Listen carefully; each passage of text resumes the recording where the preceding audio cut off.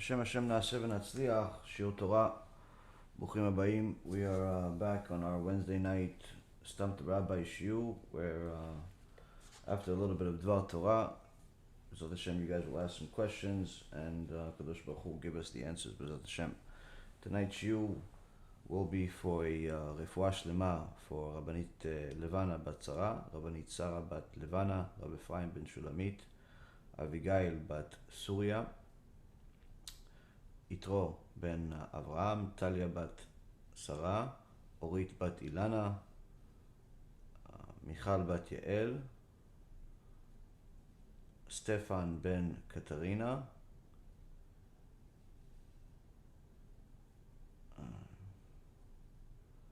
and let me see 1 second.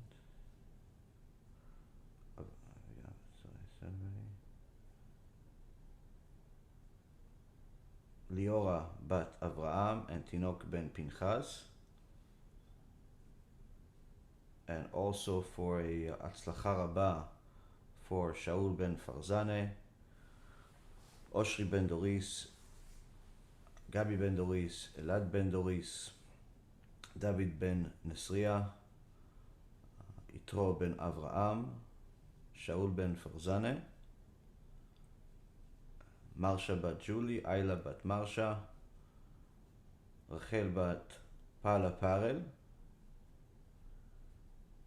Reuven Chaim ben Pala Parel, Shmuel Yitzchak ben Pala Parel, Naftali Tzvi ben Pala Parel, and all of Am Yisrael and all of the wonderful supporters that we have that Baruch Hashem are helping us do amazing things. I'm getting some pictures and videos and voice notes from different people that Baruch Hashem have received the gifts, the Mishloach Manot and Matanot LaEvyonim that we're sending in Eretz Yisrael. All of these tzaddikim in Eretz Yisrael really know how to show gratitude, and it's really wonderful. Not that we're necessarily looking for gratitude, but it's nice to see how much you could help people, and how much you guys are helping people with your donations and support, Baruch Hashem.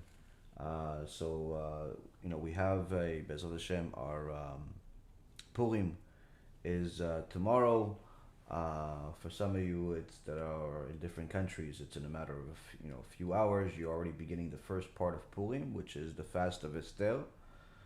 Starts in the morning and continues until after the reading of the Megillah.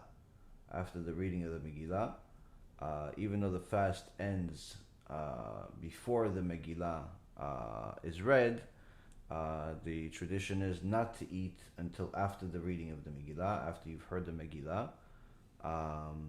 If somebody's very weak, they could get a drink or something like that, but generally speaking, it's best to wait until after the reading of the Megillah to complete the fast. After that, you could eat whatever you want, as long as it's kosher. It does not have to be meat. It could be dairy, it could be parv, it could be meat, whatever you want. The main meal of Purim is the following day. It's on Friday in the morning is when we're going to do it this year, because of obviously Shabbat.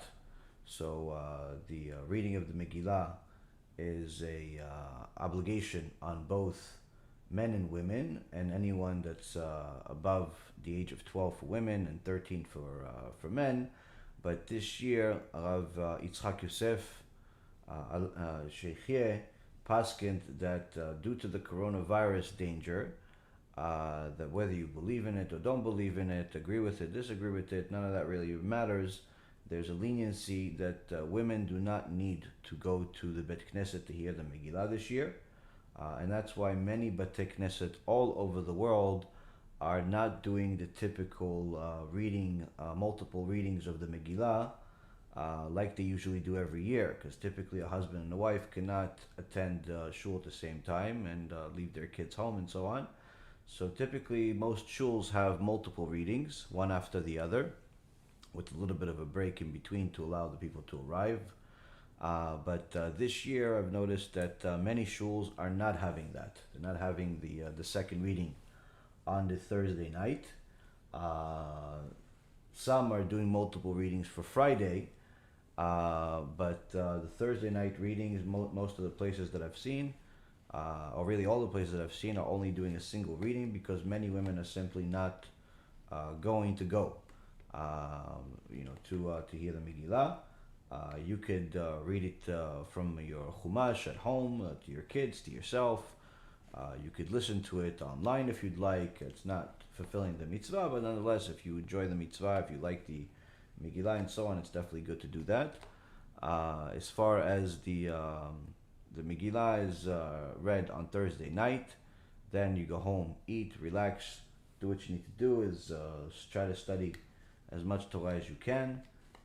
Make sure there's no arguing. Purim is a auspicious time to receive salvation from HaKadosh Baruch Hu, but as we all know, Ish Isha Zachu Shechina Benem, when the man and the woman have the merit of having Shlom Bayit, then the Shechina shows up. And when Shechina shows up, it heals all wounds. But if there's no Shlom Bayit, the Shechina leaves. So the most important thing is to make sure there's no fighting, arguing, bickering, all of that stuff that unfortunately people waste a lot of their time doing. Make sure not to do that on Purim or at all, but nonetheless on Purim if you want your prayers to be answered. Then you have the Megillah reading on Friday morning. Many shuls are doing it multiple times in the morning for the crowd that pray at nets, or guys that are praying a little later, and even some of them are doing it in the afternoon. We put on tefillin because Purim is not considered a Yom Tov, so we put on tefillin. As far as work is concerned, you are allowed to work, but it's not recommended to work on this day. It's an auspicious day to learn Torah, to do mitzvot, to enjoy, to have a good time. And also you have several mitzvot to fulfill. One of them is after you read hear the Megillah on Friday morning, you have to make sure to go home and have a meal. And the meal should have meat and wine. Now, if you detest meat, if you are one of these people that is disgusted by meat, if you live in a country where kosher meat is not available, aside from the fact that you should move, you obviously don't have the obligation of eating meat. But if you do have kosher meat available to you, then you should eat meat. That's how the Gemara says the Jewish people enjoy a holiday, a feast, in order to enjoy it. And that is in the morning. And also after that, you have to do the Mishloach Manot. Mishloach Manot, it's make sure to give a piece of food and a drink. You and your wife, and obviously any adult in your house, needs to do the same thing. You cannot give the Mishloach Manot on behalf of your wife. She has to give her own. You could deliver it for her, but she has to have her own separate Mishloach Manot, and vice versa. The wife can't, have one Mishloach Manot for her and her husband. She has to have her own Mishloach Manot that she gives. She can deliver it for him, but he has to have his own Mishloach Manot. Women give to women, men give to men. It is inappropriate for women to give Mishloach Manot to men, and it's inappropriate for men to give Mishloach Manot to women unless they are family. Unless it's a family, unless it's your brother, it's your sister, it's your parents, it's your children, obviously that's not a problem. But co-workers and things of that nature, it's not really appropriate to do it. If you're going to do that, then make sure someone else delivers the Mishloach Manot and not you. It's there's a very thin line there, and you obviously don't want to cross it. Aside from that, this is a day that Chachamim say that anyone that comes to you asking for a handout, money, any poor person that comes to you for a pour out, give it to them. Don't ask any questions whatsoever, no verification whatsoever. This is a day that you want to be as generous as possible. So aside from doing the Matanot LaEvyonim, for anyone who doesn't know, we have a campaign on our website, and also you'll see probably one of our team members posted in the thread, the Matanot LaEvyonim. We are giving our Matanot LaEvyonim, which is gifts to the poor, in Eretz Yisrael. We've, Baruch HaShem, have succeeded to get to 300 families of Avrechim. 300 families of Avrechim. So not only poor, but also Avrechim, which is a very, very high, the highest level of gift. You know, to give to the poor is one thing, but the highest level of giving to the poor is to give to someone that's learning Torah. So all of those people that have contributed and are going to be contributing to the Matanot LaEvyonim in our campaign, you can rest assured that it's going to be done tomorrow, Be'ezrat Hashem. If for whatever reason you guys decide to start giving a whole lot more than what we can give tomorrow, then we could always give it the following couple of days in Eretz Yisrael. So, but the point being is that be as generous as possible during this time. This is obviously a very big merit, because one of the main things that Chachamim say is that just like anyone that comes to you after the Beit Knesset and says, "Oh, can you give me something?" Don't tell them, "No, I already donated somewhere else." Don't do that. Bring cash with you and give it to people. Or better yet, put some money into envelopes and already have a few envelopes, 5, 10, 20 envelopes ready with a $10, $20, $30 in there or more, depending on your financial circumstances. And as soon as somebody gives it to you, give them the envelope, say Purim Sameach, and move on with your life. You've just fulfilled the mitzvah. Why should you be so generous? Because this is an auspicious day to ask HaShem for whatever you want. Because just like we are generous with others, anyone that comes to us, we give it to them. HaKadosh Baruch Hu says, anyone that comes to me, I'm going to give it to them. If you want a child, ask for a child today. If you want a parnasah, ask for parnasah today. You want a zivug, ask for zivug today. This is the day. Purim is the day. So don't waste your time getting drunk and forgetting who you are. Make sure that you pray during this day. Make sure that you learn Torah during this day. And really, this is a day that very few people learn Torah. This is why we actually just made an investment today, Baruch Hashem, b'siyata dishmaya, to give money to 150 Avrechim to learn Torah for a few hours on Friday. Be'ezrat Hashem, we had Baruch Hashem, a whole team of people, 150 Avrechim, perhaps maybe even a little bit more, are each going to get a little bit of extra money to learn on Friday with Tani Dibur, really serious learning, not just learning, basic stuff. They're not going to be watching one of my shiurim. They're going to be learning serious stuff on Friday to make sure that there's more and more Torah being learned. Anyone that wants to contribute to that is more than welcome. You don't have to. But when there's an opportunity to get people to learn Torah, an opportunity to do mitzvot, and even more so to help people that are avachim, that are needy, we take it. No questions asked. So, and again, of course, we deal with people that we know, so it makes life much easier as far as not being worried about giving it to the right people. Is he really going to learn? Is he not going to learn? All that stuff is not of question, simply because we've already done the research and all that. So, with that being said, you have a Purim continue. You have the meal. You have the mishloach manot. You have, obviously, if you have some children, then make sure that you make it a very festive day. Get them some costumes. Have a great time. If you haven't bought costumes, go buy them. Don't be cheap.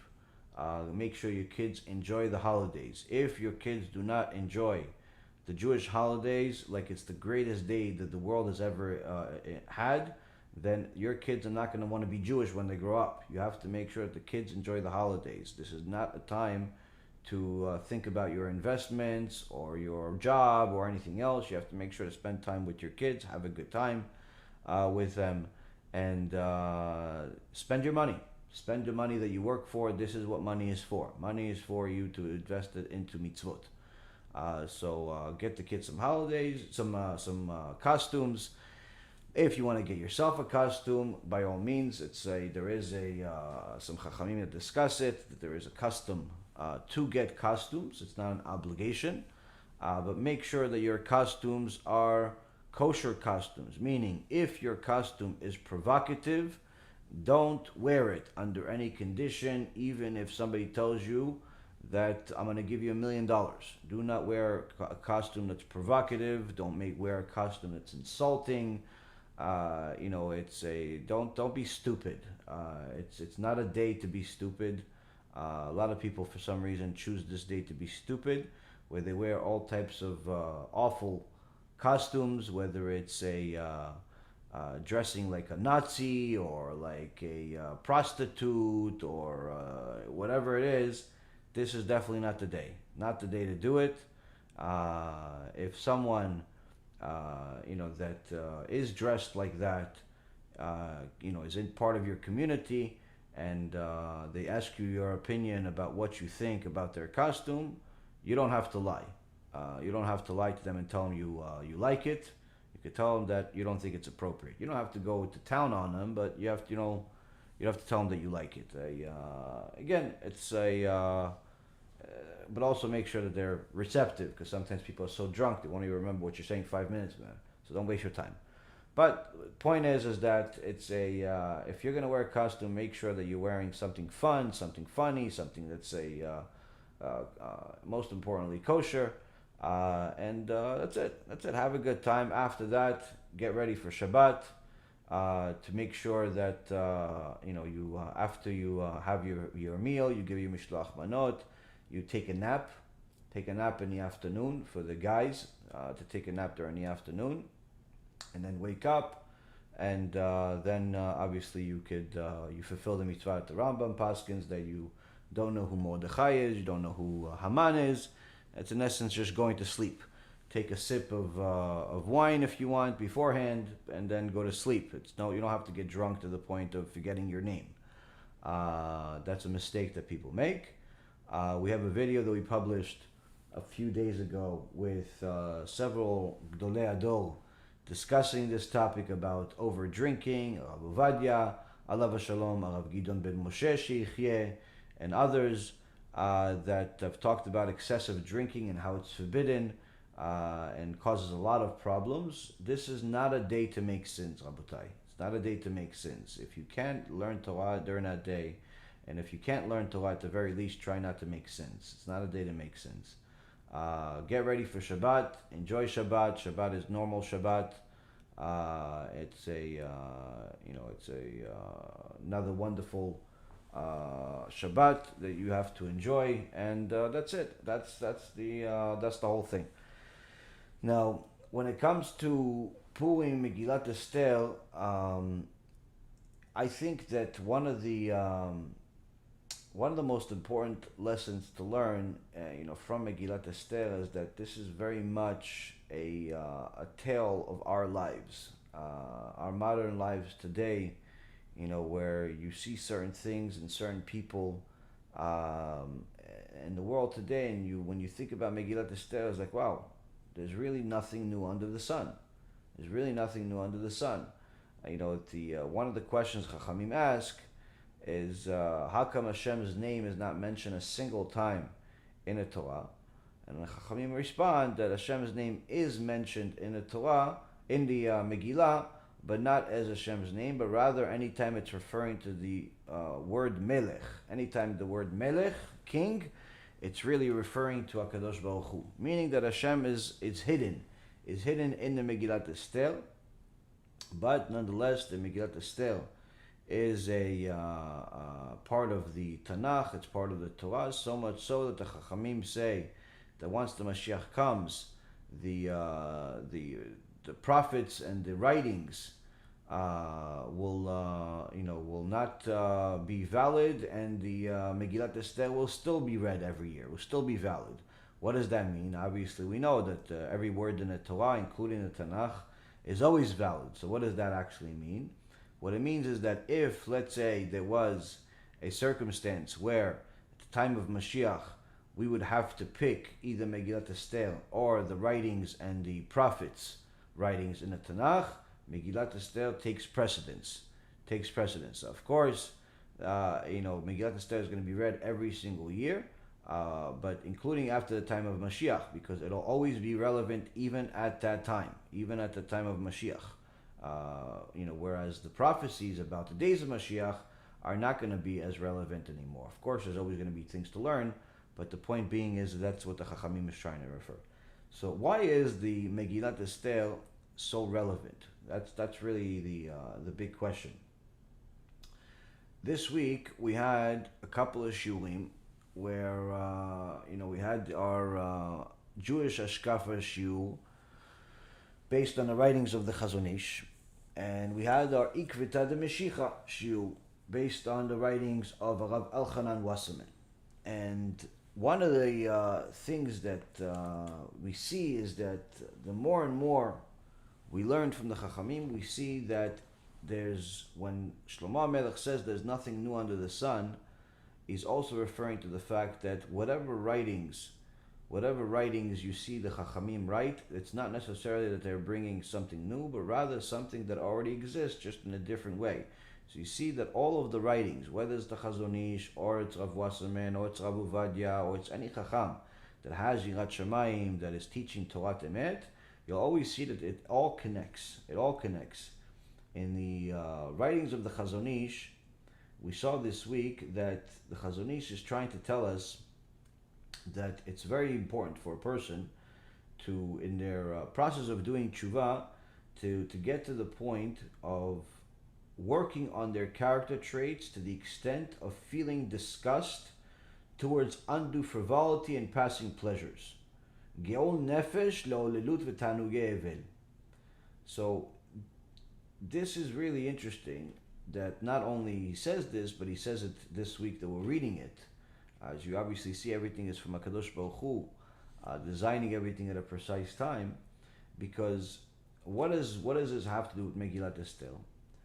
You see that the main reason that the Megillat Esther is even something that we read and why it's relevant to today is because of how the whole story starts.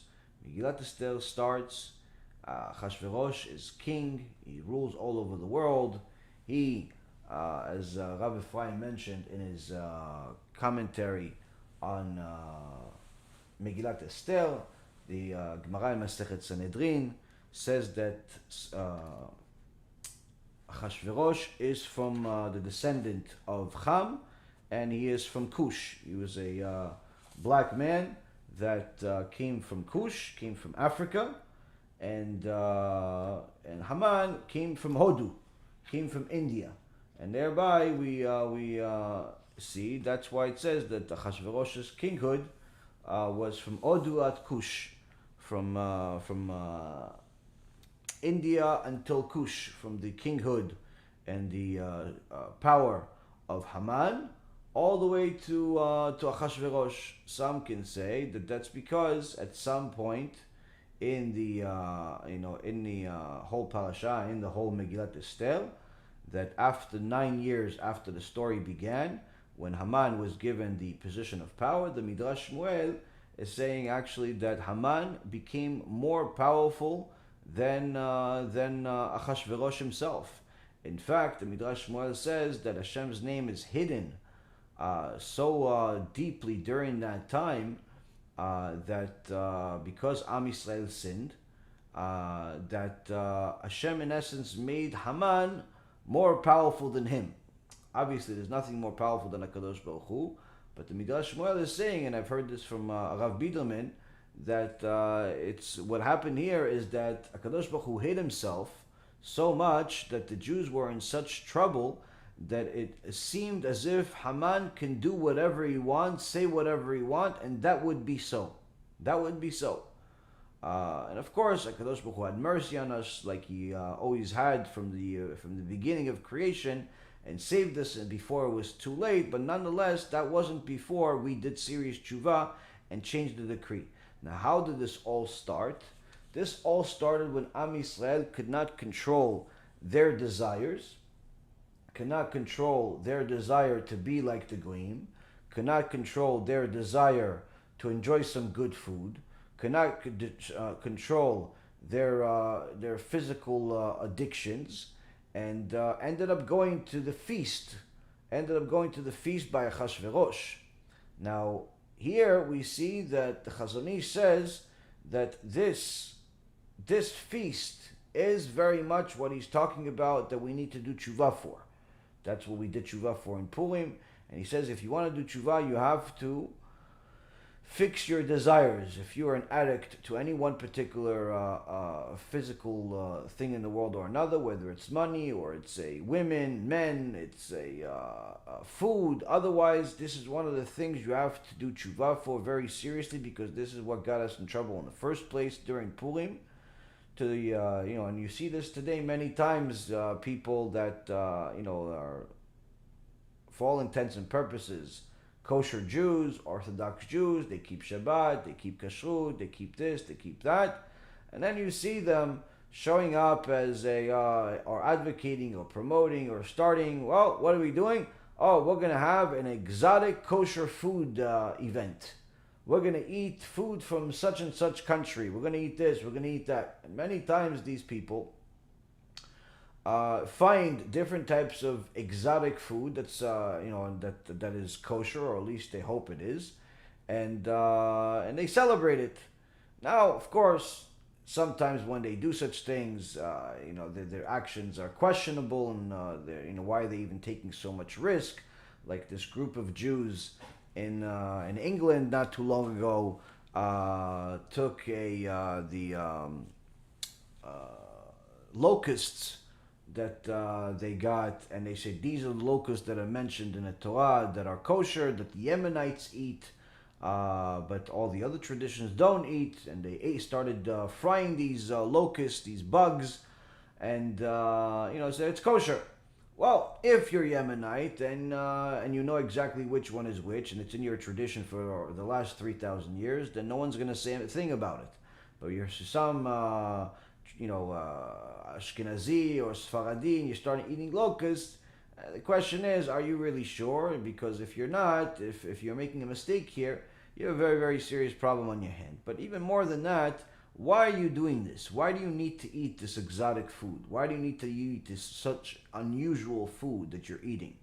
And this comes from the fact that people want to have a lot of tanugim, a lot of fulfilling their desires over and over again, and they say, listen, I'm eating kosher, so what's the problem if I eat, exotic kosher? The problem is that if your whole life you're going to be chasing exotic kosher, then that means that you have not changed a single bit in the last 3,000 years since the whole story of Purim that got us into trouble by going to the feast, because this exotic kosher food that everybody wanted to go eat at the Achashverosh's house, it was all kosher. They wanted to eat the exotic food. But what ended up happening? It went from exotic kosher to just exotic. Just exotic. Exotic this, exotic that. And they made every sin under the sun. And as a result of them praising the food, praising the place, praising this, praising that, they became part of a public Chilul Hashem, where Achashverosh brought out the tools and different things that we used in the Bet HaMikdash. Chachamim say that, and it's quoted in Rabbi Ephraim's Sefer, that each day Achashverosh brought 6 different tools that we used in the Bet HaMikdash as a celebration that the Bet HaMikdash is not being built. Now, if Achashverosh is partying that the Bet HaMikdash is not being built among the rest of the Amalekites, the rest of the Arab terrorists, the rest of the missionary idol worshippers, and so on and so forth, and he's doing all of that, then, obviously Hashem is going to deal with them, but it's not our problem. They're doing whatever they're doing.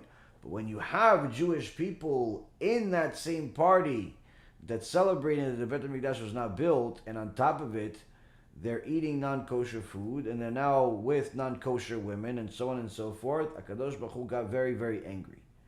HaKadosh Baruch Hu got very angry to the point where when the Malachim, the Malach HaMavet came to him and asked him to destroy Am Yisrael, HaKadosh Baruch Hu agreed and wrote a decree to destroy Am Yisrael.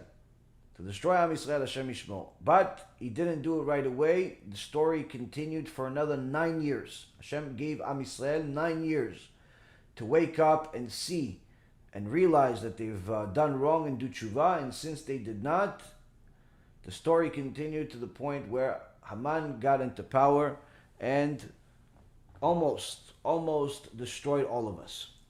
Now, from the looks of everything, it seems like we're reading the same story year after year.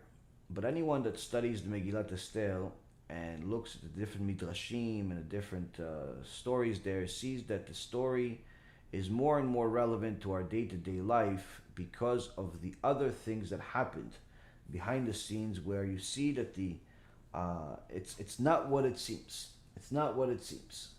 So the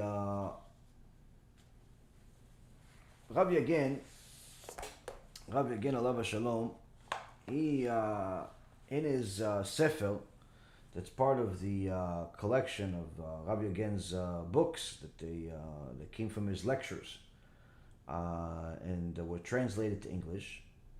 And these books are simply golden. It's mamash gifts from heaven. He says so many beautiful things here. You have to really, because for the sake of time, you have to pick and choose what to say. But you really could just sit here with this book and just sit here until you finish one after another, with no breaks even for breathing. It's just one chidush after another. And for anyone that knows how to speak Hebrew and understands it, I would always recommend to listen to his lectures that you could find online. There's hundreds of his lectures online, but really 99.9% of them are Hebrew. There's only a couple of them that are in English. But his writing were translated to English, and from hearing hundreds of his lectures over the years, I could tell you that they did a fantastic job translating his lectures to English, and in a way that not only that he spoke, but in a way that it's very readable. So the books were very, very well written. So here, Rabbi Yaron again, Alav Shalom, he says that the mistake of Am Yisrael during the time of Purim did not begin with Purim, but rather began with Shaul HaMelech. Shaul HaMelech made a mistake by allowing Agag, the leader of the king of the Amalekite, to live a little bit of extra time, because he rationalized that if he kills him in public, along with others in the sheep and so on as a sacrifice, then that would be a bigger mitzvah. He delayed a mitzvah in order to make a bigger mitzvah, but that's not something that we do. So Shaul made a sin in the eyes of HaKadosh Baruch Hu, and he says that this sin will be rectified by his descendant Mordechai and Esther. How has this happened? Because they were the descendants of Shimi. Mordechai was the son of Shimi. Who is Shimi? Shimi ben Gera. Shimi ben Gera was part of the family and team of Shaul HaMelech. And Mordechai was a son. Now who is Shimi ben Gera? Shimi ben Gera was the head of the Sanhedrin that cursed out David HaMelech in public. What's called a klala nimretzit. A curse that a single curse means many things. Nimretzit, noef, meaning a adulterer, mamzer, he called him the child that came from a incestual or a wedding adulterous relationship, rotzeach, a murderer, and so on and so forth. Each letter in this curse meant a different curse that's even worse than the original curse. And this Shimi ben Gera, head of the Sanhedrin, cursed David HaMelech. Now, so the Gemara says that here you have the Tikkun. What's this Tikkun?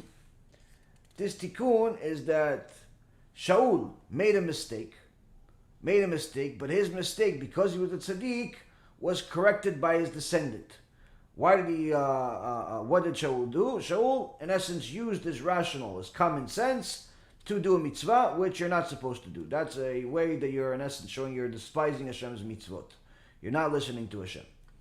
On the other hand, David HaMelech, he fulfilled a different type of mitzvah. What type of mitzvah did he? When Shimi ben Gera, the descendant of Shaul, cursed him out, he let him live. Just like Shaul let Agag live, David let Shimi live.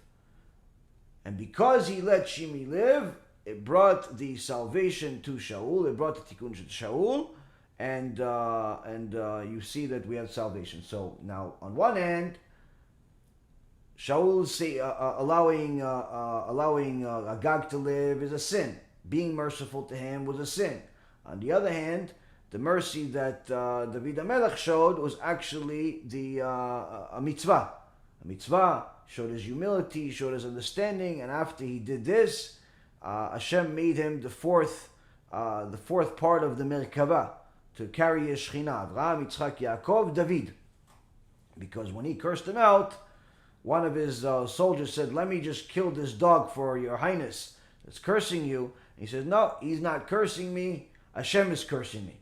As it says in Shmuel Bet, chapter 16, verse 11. So here we see that David HaMelech, he made a mitzvah by showing mercy, and Shaul made a sin by showing mercy. Why? Because en shalom Hashem amar reshaim, the prophet says. There's no peace to reshaim. No peace to Rashaim. So you can say, wait a minute, but Shimon ben Gera was technically a Rasha. In that aspect, he was. But he wasn't the same type of Rasha all the time. He was a Rasha in our eyes because he cursed David HaMelech. But in reality, according to himself, he was a tzaddik. Why was he a tzaddik? Because he was protecting who he thought was the rightful king, which was Shaul. He was protecting who he thought that David was stealing the kinghood. He didn't believe that David was supposed to be the next king. The point being is that you see that the story is not as it seems, where all mercy is good. Being friends with everyone is good. And more importantly, we see that sometimes you have to be merciful. Furthermore, we see that this allowing this Amalek to live has caused us the trouble, because that leaving Agag alive allowed Haman to come from him. And Haman is the one that almost annihilated all of Am Yisrael. So after Haman was killed and his 10 sons were killed, how come Haman continues to live? Because the whole concept of Haman and Amalek, as we discussed yesterday, is not just a people, that's a specific nation, but also a philosophy. And this philosophy gets more and more, it's the powers of evil, and it gets more and more power as a result of our actions. One of the main things that people do to give Amalek a lot of power is by discouraging people from talking about and learning about Yirat Shamayim, about fear of heaven. Anytime you see somebody discouraging people or even making fun of fear of heaven, fear of Hashem, that gives power to Amalek. Why? Because Amalek hated Hashem and had no fear of him.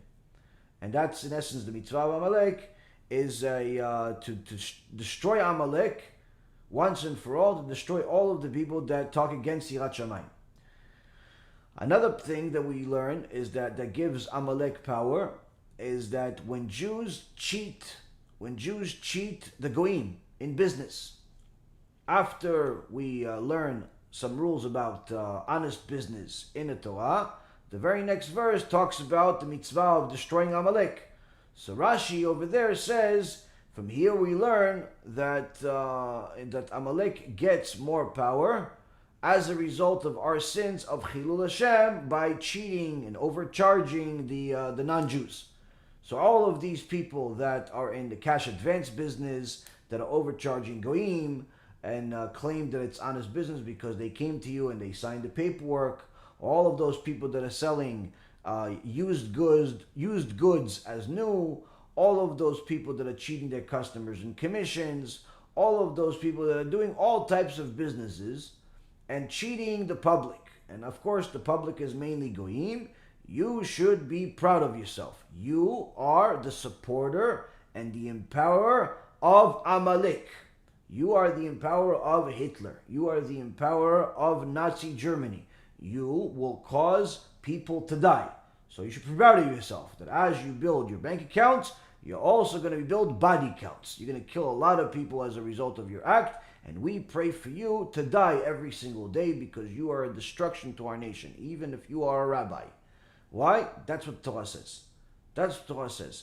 People that give power to Amalek are dangerous people we're obligated to hate. Now, the third thing is, Rabotai, that gives power to Amalek. Rabbi again in chapter 3, in the section about Purim, called Amalek's attack. He says the Midrash in Megillah explains that in Sefer Shmot, in the book of Exodus, chapter 17, verse 8, where we see that Amalek attacked us after we went to Refidim. And this was a place that we went to. So what does it have to do with Refidim? So the Midrash says the Refidim is an acronym for something called Rifyon Yadayim. What's Rifyon Yadayim? Slackening of the hands or weakening of the grip, meaning sluggish or procrastination or lack of enthusiasm. Where Amalek attacked the Jewish people because we were slightly lax in our Torah and our mitzvot, in servitude of HaKadosh Baruch Hu. When we make our mitzvot robotic and as if we're doing HaKadosh Baruch Hu a favor, we are empowering Amalek. Don't be surprised if there is more anti-Semitism and more people hating Jews. Right after you show up to prayer and you pretty much started with Shachrit and you ended up with Birkat HaMazon because you cared less about the prayer and you couldn't wait to finish. Those types of mitzvot are problematic. Why? Rifyon, this procrastination, lack of enthusiastic type of mitzvah, gives power to Amalek. This, Rabotai Karim, is one of the things that Rabbi again mentions. He says, whenever we are lax in our Torah and our service of God, Amalek attacks. And the only way to keep Amalek at bay is through absolute obedience to God's commandments with enthusiastic Torah study and mitzvah observance. So here we see that, again, the world is not as we see it. We think, there's countless articles every day. This guy was anti-Semitic. This show is anti-Semitic. This politician's anti-Semitic. Someone sent me an email today saying that this politician was anti-Semitic. Okay, great. 40 seconds later, somebody else sent an email saying, look, they had a show on television about some doctors and nurses and some patient that was supposedly portraying a religious Jew, and they were anti-Semitic. And then 30 seconds later, somebody else sent something else. Look over here, is more anti-Semitism. And look over here, they're making fun of the Jews in the Congress. And over here, they're making fun of the Jews in Hollywood. And over here, they're making fun of Jews in the stores, in the communities, and so on and so forth. What are we going to do about it? You know what the answer is? Tshuva.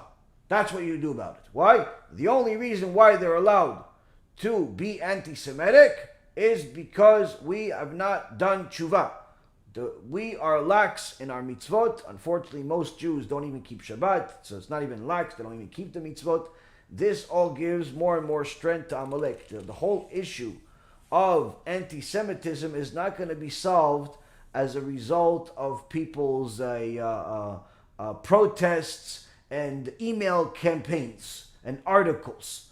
Like, you actually think that the anti-Semitic people read your stupid articles? You say, oh, look, boo-hoo, they were anti-Semitic to Jewish people on the show. Oh, boo-hoo, in the Congress, they hate Jews. You think they care about your stupid article? The only time they care is if their boss is Jewish and he's going to fire them. Other than that, no one cares. They're not going to do the anti-Semitism is not going to stop because of your articles and your blogs and your campaigns. Only HaKadosh Baruch Hu is the one that can stop it, and the only way he can stop it is if we're no longer lazy with our mitzvot and lackadaisical with our observance of Torah. Simple. So now, Rabotai, the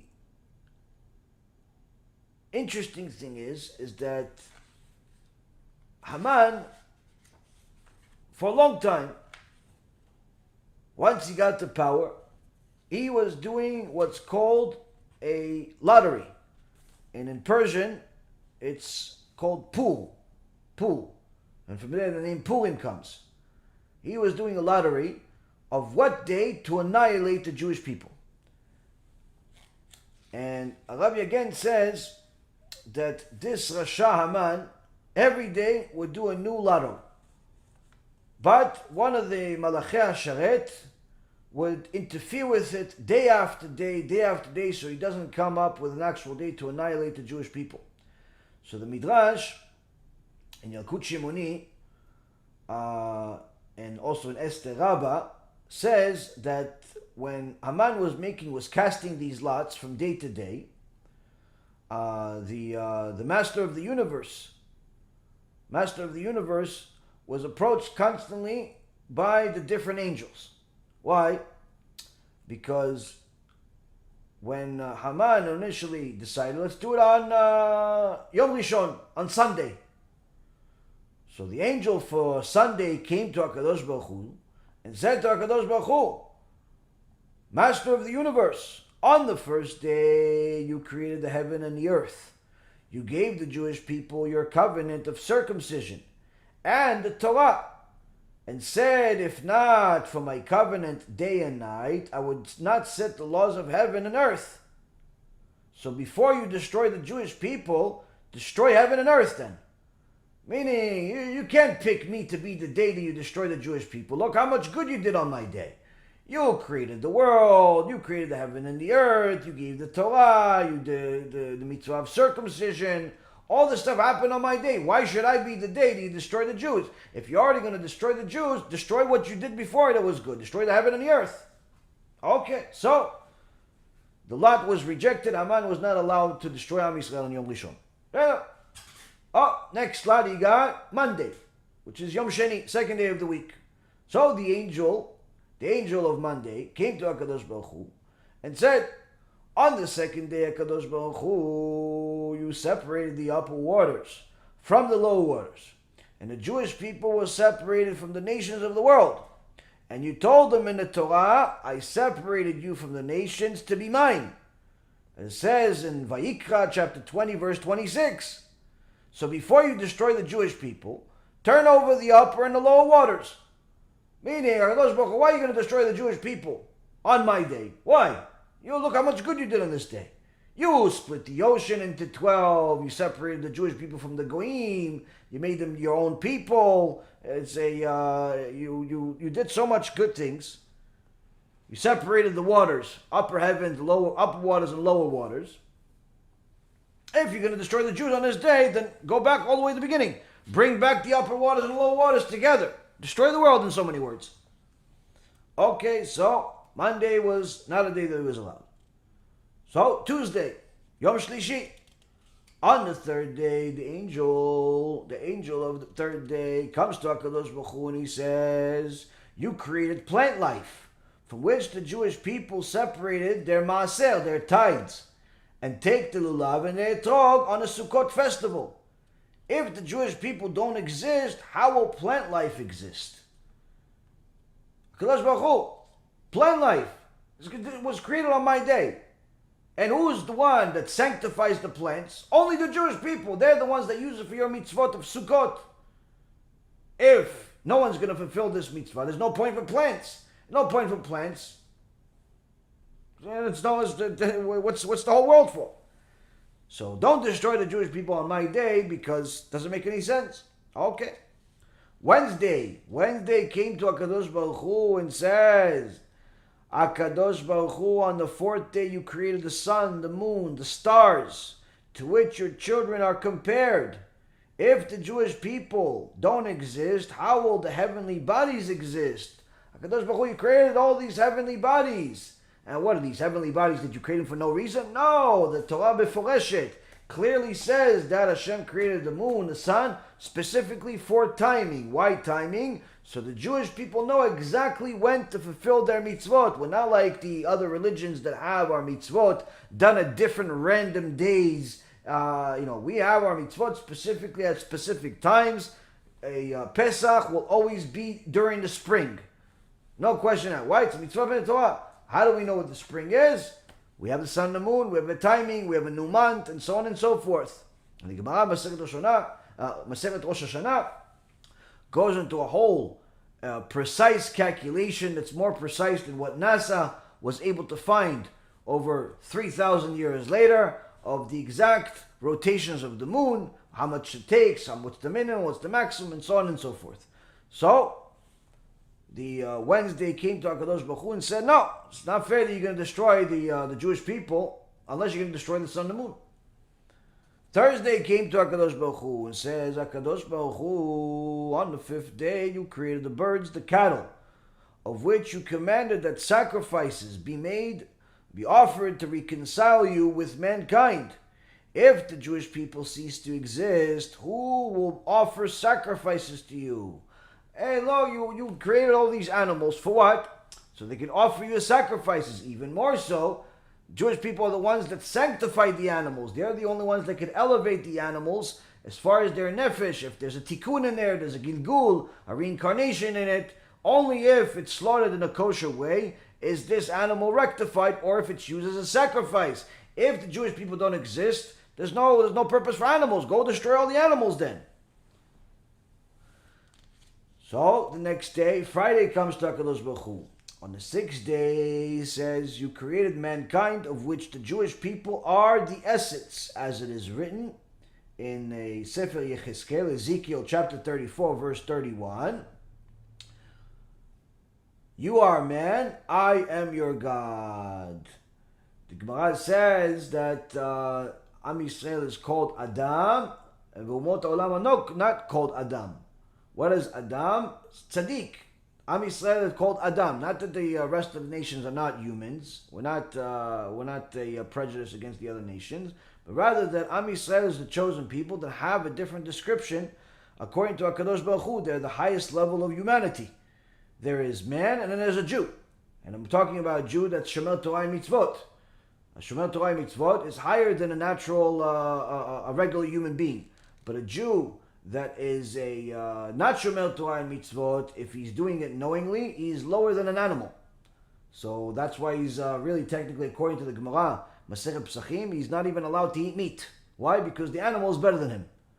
So the point being is that the angel of Friday came to HaKadosh Baruch Hu and said, you created the man, and the highest level of man is the Jewish people. So before you destroy the Jews, you destroy all of mankind then. Why are you going to choose me as be the day that Haman destroys all the Jews? If you're going to destroy the Jews, destroy everybody. And finally, the Angel of Shabbat, the daughter of HaKadosh Baruch Hu, comes and says to HaKadosh Baruch Hu, on Shabbat, your entire creation came to completion. As it is written in the book of Shmot, Exodus chapter 31, verse 16 and 17, the children of Israel shall keep the Shabbat. Between me and the children of Israel, it is a sign forever that in 6 days Hashem made heaven and earth. So before you uproot the Jews, uproot Shabbat. Kill your own daughter. So here we see why Haman's lots failed day after day, because each day a different angel fought for us. Each day a different angel fought for us. And Haman cast lots after that from month to month. And then he had more success. He had more success. There's less argument in that case, and eventually decided on the 7th of Adar. The 7th of Adar, because he figured that's the day that Moshe Rabbeinu died. He made a mistake because he didn't realize that Moshe Rabbeinu, he didn't just die on 7th of Adar, he was also born on that day. So it was tzaddikim are typically the highest level of tzaddikim live and die on the same day. Gemara says, Masechet Rosh Hashanah. So Haman knew that Moshe Rabbeinu brought the 10 plagues upon Egypt, taken the Jews out, split the sea, brought down the Torah from heaven. But he didn't know why HaKadosh Baruch Hu chose Moshe Rabbeinu b'chlal. He didn't know. What was so special about Moshe Rabbeinu? Where it says in the book of Shemot, Exodus chapter 2, verse 11, that when Moshe grew up, he went out to his brothers and saw their burdens. So Rashi says, as soon as Moshe Rabbeinu grew up, even though he grew up in the Pharaoh's house, all the money, all the service, all the luxuries, everything, he knew he was a Jew. And he saw Am Yisrael suffering, and he could not take it. Rashi says, he put his eyes on his brothers and sisters and started crying hysterical for them. And in Midrash Shmot Rabbah, chapter 1, section 27 says, he saw their suffering and started crying and saying to each and every single one of them, he'd go up to every Jew, never met him in his life, I would die for you, I would die for you, I would die for you, I would die for you. He just couldn't take it, couldn't see his brothers suffering. For there's nothing harder than a working day, he would tell them. He would lend his shoulders and help each and every single one he saw. He saw the burdens of the big on the small, of men and women, old and young. He removed his royal mantle and went and straightened out their burdens while pretending to be helping Paro. And the Torah says in Exodus 3:4, HaShem saw that he had turned aside to see, and God called to him from amidst the burning bush. So Hashem saw that Moshe Rabbeinu had turned aside from his own affairs to see the suffering of his children, and he called to him. And the Midrash says, you left your affairs and went to see the pain of Israel and treated them as brothers. I will leave the upper worlds and the lower ones and speak with you directly. So here we see HaKadosh Baruch Hu chose Moshe Rabbeinu because Moshe Rabbeinu was the first one and only one in history that put his life on the line for the sake of Am Yisrael when they were in Egypt. Something that the Chachamim say in other Sfarim, that if it wasn't for Moshe Rabbeinu, Am Yisrael would still be in Egypt till this day, 3,300 years later. No one else was willing to do what he did. That's why Moshe Rabbeinu was chosen. Haman did not know this. Moshe Rabbeinu sacrificed himself for his brothers, and Hashem in essence sacrificed himself to redeem the Jewish people despite the fact that they did not have merit to be saved. Meaning that Am Yisrael was saved really on the merit of Moshe Rabbeinu. So now we see that there's a little bit more clarity connecting to Haman, to the Torah, and so on. But again, you peel the onion a little bit further, you see there's even more to the story. When you have Am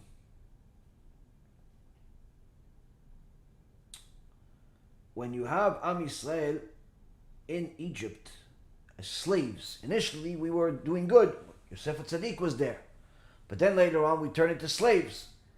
And Moshe Rabbeinu had this sugya, had this complication. He said, why are they slaves? Why are they suffering so much? Why is Hashem allowing these wicked idol-worshipping Egyptians to kill them, to murder 150 babies every morning, 150 babies at night, just to get their blood and make a bath for Paro, to mamash annihilate the Jewish people worse than the Holocaust?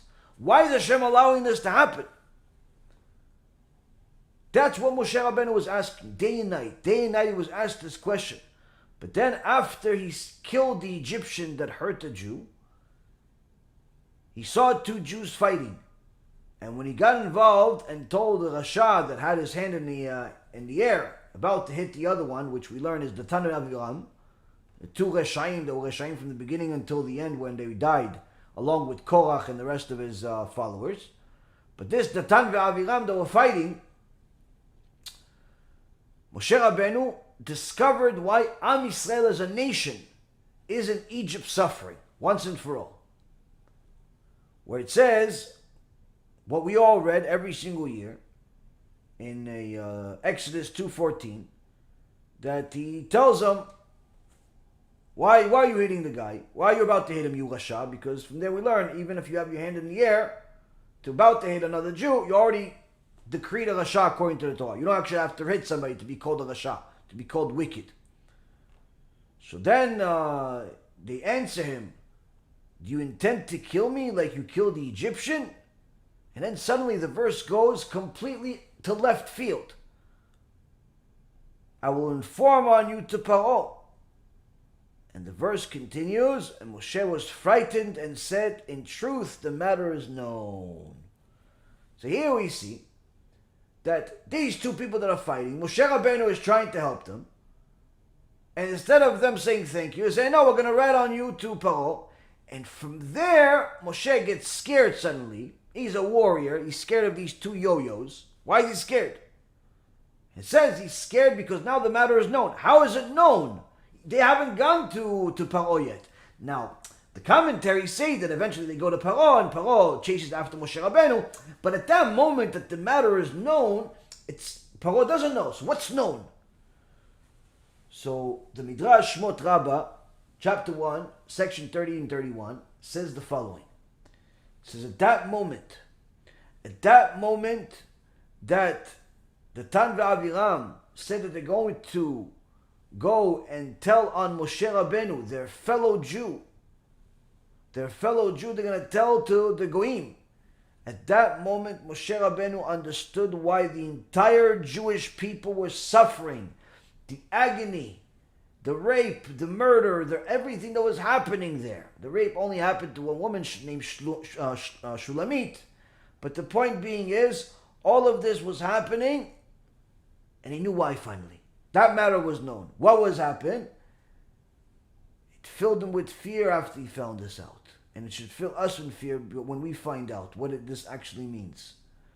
The reason the Jewish people are suffering was because there was Mosrim among the Jews. There was informers among the Jews where instead of uniting in their time of trouble, they stand up against their oppressors, and standing up against oppressors, they turn against each other.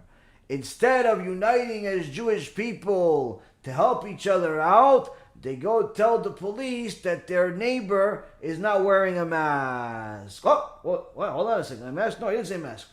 He did say mask. Why? Because that's where it's relevant to today.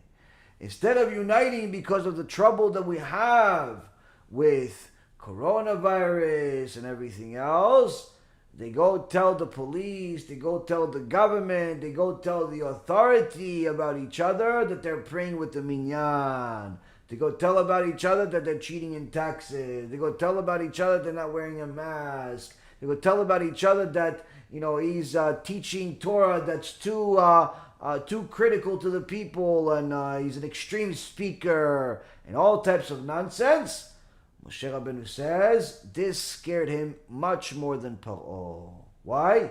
Because he knew this is a systemic problem. This is a systemic problem that almost has no solution.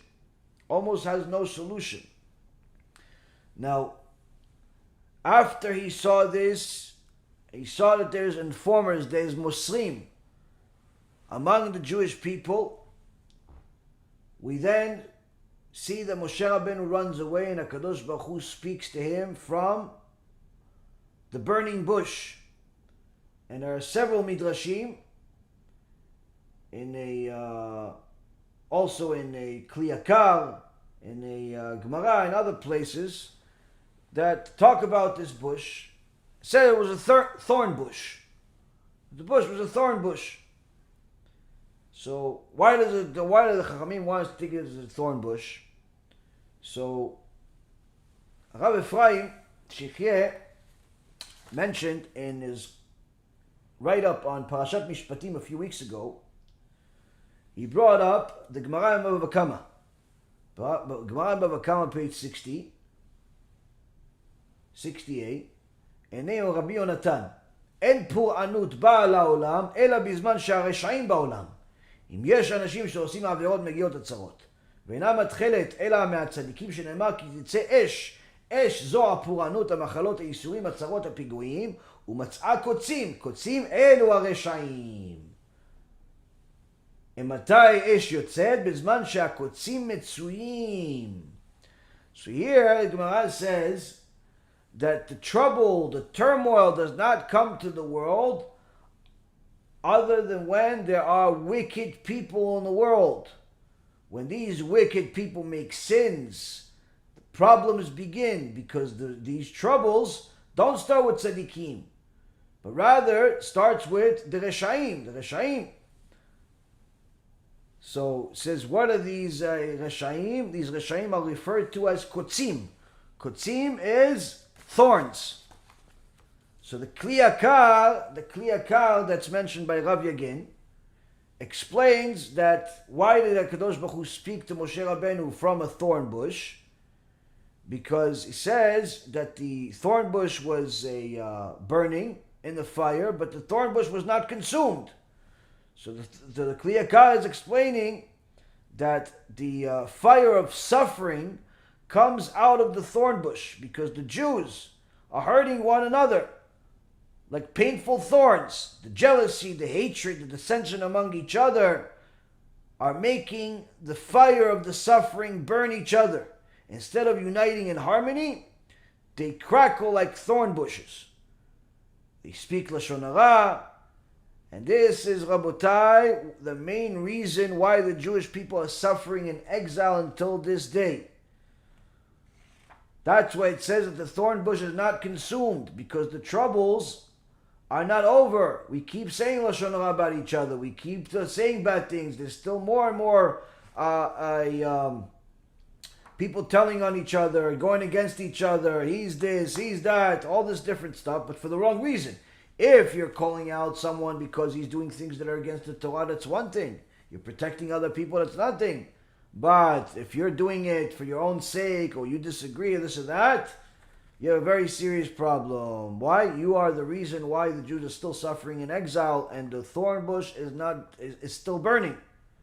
Because the thorns continue to exist in every generation, that these wicked people are not destroyed. So here we see, Rabotai, that there's so much more to the story that connects to the Megillah. In Megillat Esther, we learn that everything is not what it seems. From the beginning to the end, we see that everything is not what it seems. In the beginning, we see that Vashti Reshait, she's torturing Jewish girls by forcing them to walk around naked and work on Shabbat. She thinks that she's going to rule the world because she comes from royalty. What happens to her? The exact opposite. She gets tzarat. She gets punished from HaKadosh Baruch Hu, where she grows a horn and a tail right at the moment that Achashverosh asks her to walk around naked, which she would happily do so because she was a prutza reshait. But because she became as ugly as sin, she refused to come, and therefore she got killed. It was midah keneged midah, measure for measure. She made Jewish girls work on Shabbat and walk around naked. HaKadosh Baruch Hu made her as ugly as can possibly be, and therefore he ended up killing her. So we see here that that's a story that we all know. What do we all not know, perhaps? That the Sefer Seder Adorot in Chelek Aleph, Shnat Gimel Alafim, in Shin Tzadik Hey, says, Vashti התגלגלה באותה פרה שמכר החסיד שלא רצה לחרוש בשבת, לפי שרשתה שבנות ישראל יעשו מלאכה בשבת, ואותו נוכרי המתגייר על ידה, זהו אחשוורוש וזה היה תיקונה. If you understood the Hebrew I just said, you were like, but if you didn't, I'm going to tell you exactly what I just said. The Seder Adorot says something out of this world. Out of this world. Vashti started off terrible. Terrible. She, eventually, the Seder Adorot says, had to come back to the world to complete her Tikkun. As what? As a cow. She had to come back to the world as a cow. But not just any cow. She had to come back as a cow that keeps Shabbat. And the Gemara says in the Piskei Rabbah and other places that there was a chassid that had a cow, and one day he sells the cow to some goy, and the goy takes the cow, the bull, and sees that this works, but then on Shabbat it doesn't work. He hits it, he pulls it, he tries to feed it, nothing he can do, the cow doesn't work. So he comes back to the Jew, and he says to him, hey, listen, I don't know, this cow you sold me, this torta that you sold me, is broken. It doesn't want to work. So the chassid said, oh, I forgot. Oh, hold on a second. I'll fix it. Don't worry. I'll fix it. Fix it? What? I tried everything. I tried to feed it. I tried to pull it. He goes, no. This is a special cow. I'm going to talk to the cow. So the chassid talks to the cow and says, torta, you no longer work for me anymore. And your new owner is not Jewish. You don't have to keep Shabbat anymore. You don't have to keep Shabbat. The goy looked at this. He said, what? This is really going to work? He said, yeah, go try it. So he tried it, he saw it, and he sees the cow works on Shabbat all of a sudden. At that moment, that goy had a kal vachomer. He had something out of the... He said, what happened? This cow knows what the Jewish Shabbat is. It doesn't work on Shabbat. And I'm not even Jewish. I don't know what Shabbat is. I have to check it out. Long story short, this goy ended up going to the Bet Midrash, learned Torah, converted to Judaism, and became one of the Gdolei Ador named Rabbi Yochanan ben Torta. What's Rabbi Yochanan ben Torta? Rabbi Yochanan, the son of Torta. And the same Seder Adorot says, who is this goy that converted? Who is this goy that converted to become one of the Gdolei Ador? This goy is Achashverosh, meaning Achashverosh became one of the Gdolei Ador. And Am Yisrael. How come? Achashverosh, although he started as an anti-Semite, Rasha Merusha, in the end it all ended up good. He saved the Jewish people, and he got the merit to convert to Judaism because he killed Amalek. He killed Haman. Because he killed Haman, Hashem says, I will reincarnate you and give you an opportunity to be a Jew. You had an opportunity to be a Jew when you were alive, married to Esther. You couldn't because of what was happening politically and so on. But because you killed Amalek, I'm going to give you an opportunity. And Achashverosh, reincarnated, became Rabbi Yochanan ben Torta. Here we see that the story completes itself even more. Why? Because Vashti had to come back. To fix her sins of causing Am Yisrael to violate Shabbat. What she do? She had to come back as a cow that keeps Shabbat. And not only that, a cow now that causes somebody else to keep Shabbat, who our new owner, the goy that ended up converting to Judaism. So we see here that again the story is not as it appears. Furthermore, and I'm almost done, there's 1.5 million other things to talk about, but I know you guys probably have some questions, but there's just so much more. It's just purely delicious. This Megillah Esther and all the things that are brought in the different Sfarim, Rav Ephraim Sefer, Rav Nisim Yagen Sefer. Just delicious. You can talk about this for 5 hours. You see that Haman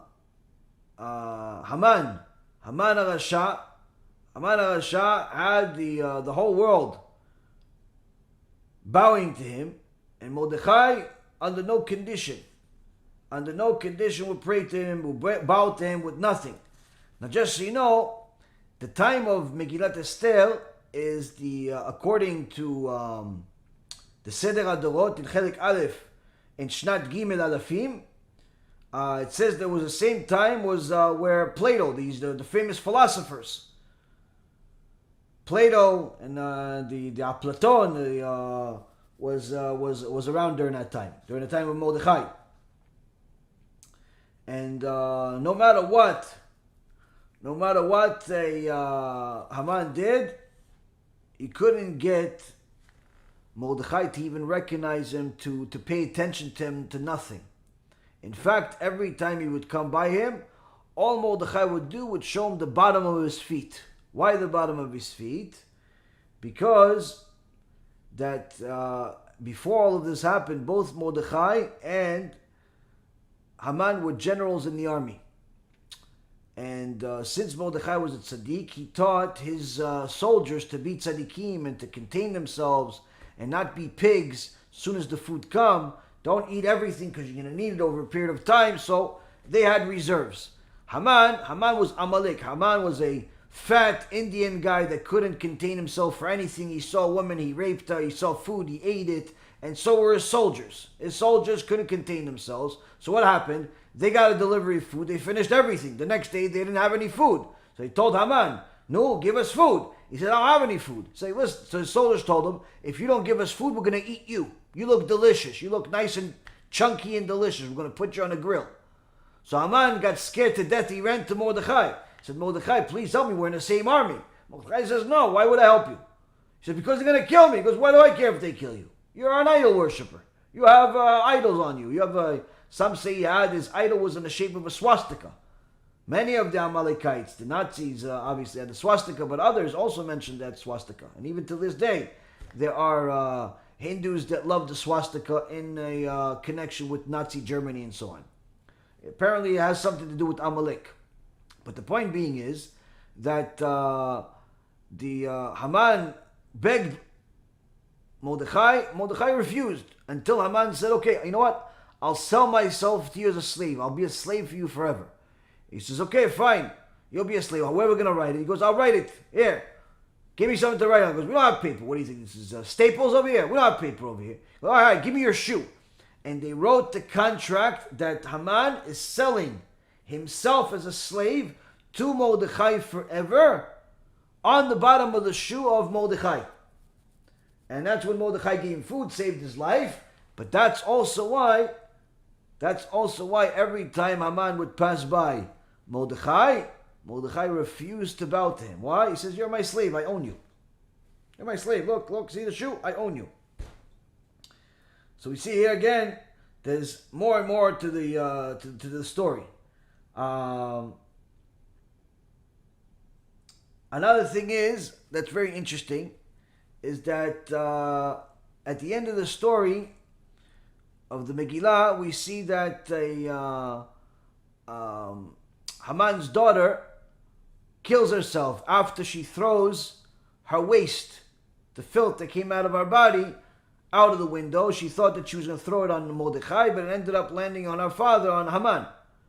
The question is, what does that have to do with the story? Like, why did she have to throw that? Why didn't she throw, vegetables? Why didn't she throw anything else? So, even this has a explanation of Ben Ishchai. The Ben Ishchai Ben Yoyada, in a Megillah, Daf, commentary on Masechet Megillah, on page 16, Amud Aleph, says that Haman wanted that his daughter would marry Achashverosh. He wanted to kill Vashti because he wanted his daughter to marry Achashverosh so he could be the father-in-law of the king's daughter, of the king's wife. But what would the Kadosh Baruch Hu do each time? Each time that when Achashverosh was looking for women, every time Haman's daughter would show up, she'd have stomach aches and start releasing. Every single hole in her body would release. And she was filthy and disgusting. Her mouth started smelling. Her body started smelling. And she would constantly have to run away from Achashverosh every single time he wanted to be with her. And because she had to relieve herself constantly. And this is why the Ben Ishchai says is that this is what she threw on Mordechai. Why? Because this punishment from heaven on Haman's daughter, pretty much having stomach problems, didn't go away after Achashverosh ended up picking Esther. She continued being punished and having these stomach problems. She was constantly in the bathroom, and eventually what she did, she wanted to throw her bathroom on top of Mordechai, but she ended up throwing it on top of her own father. And after she did that, she committed suicide because she couldn't live with herself. Baruch HaShem. So here we see, Rabotai, is that there's more and more and more and more to the story. I'll finish off this section, and I think it's worth it to tell you how it's everything makes sense in applying all of this to today, to see how the Torah is like an onion. You take a layer, another layer, another layer, you see there's more and more. Same thing with our relationship with HaShem, same thing with the world around us.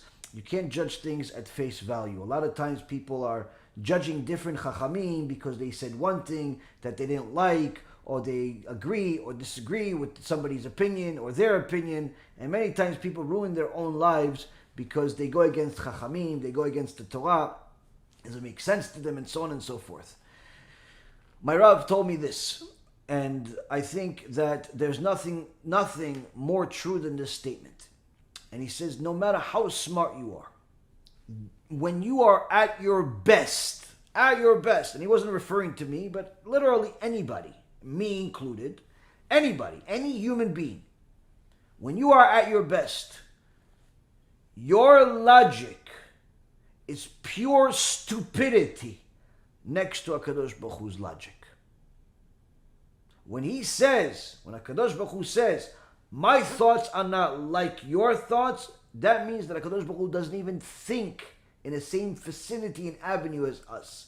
We can't think like Hashem. So when people try to figure out why is Hashem doing this based on their logic, they're always going to make a mistake. Always. Guaranteed. Why? Because HaKadosh Baruch Hu says, I'll never think like you. Your best logic, your best argument of why I'm doing certain things on your logic is never going to be it. The only way you are ever going to know why I'm doing what I'm doing is if you're looking at my logic. How can you know my logic? You have to look at the Torah. Because the Torah is my logic. Torah is my thinking, is what Hashem says. So many times we see things in the world and we don't understand them. We think, oh, Hashem is punishing, Hashem is this, Hashem is that. You have to understand, Megillah Esther, everything is vayafuchu. Everything ends up being the opposite. Everything ends up being the opposite. Haman thought he's going to kill the Jews. He ends up being hung on the same tree used for Mordechai. You know, you have Datan Bigat V'Teresh. They tried killing Achashverosh. They end up getting killed themselves. The Satan, the Midrash says the Satan kept trying to take the snake that they had in the water out of the water, but Malach Gabriel kept putting it back in there because he wanted them to try to kill Achashverosh and get caught. You know, in the beginning, Mordechai is mocked and frowned upon for not bowing to Haman and causing a lot of problems for the Jewish people. He ends up being the savior of the Jewish people, which he, by the way, Rabbi Yaron brings that Mordechai was actually the Gilgul, the reincarnation of Yaakov Avinu, and Haman was the Gilgul of Esav. So Haman is the Gilgul of Esav, and Mordechai is the Gilgul, is the reincarnation of Yaakov. This also in Sefer Kavanot, the Arizal, Sefer Kavanot, Shar Purim, where he says that that's also part of the reason why Mordechai would never bow to Haman, because that was part of the Tikkun, where Mordechai bowed, where Yaakov bowed to Esav one time as a show of respect to make peace. He had to make a tikkun for it, and that's why Mordechai could never bow to Haman. But the point being is that Mordechai was frowned upon, yelled at by the Jewish people of how he's causing all these problems. Now the Haman wants to kill all of us because of you. He ends up being the one that saves them. Esther was a 70-year-old woman, 75-year-old woman with greenish complexion, ends up being the queen that everybody finds beautiful. So much so, the Gemara says that she looked to people as the most beautiful woman of their own nation. Whoever looked at her, Hashem put a special chen, special beauty on her, that anyone that looked at her, she looked like the most beautiful woman of his own nation, because people like the people of their own countries. Point being is, everything the opposite, and many times when you read the Megillah, you can't read it as a story. You have to read of the whole lesson behind the story, which is that whatever you think that's coming from your logic, it's more likely that the opposite is true.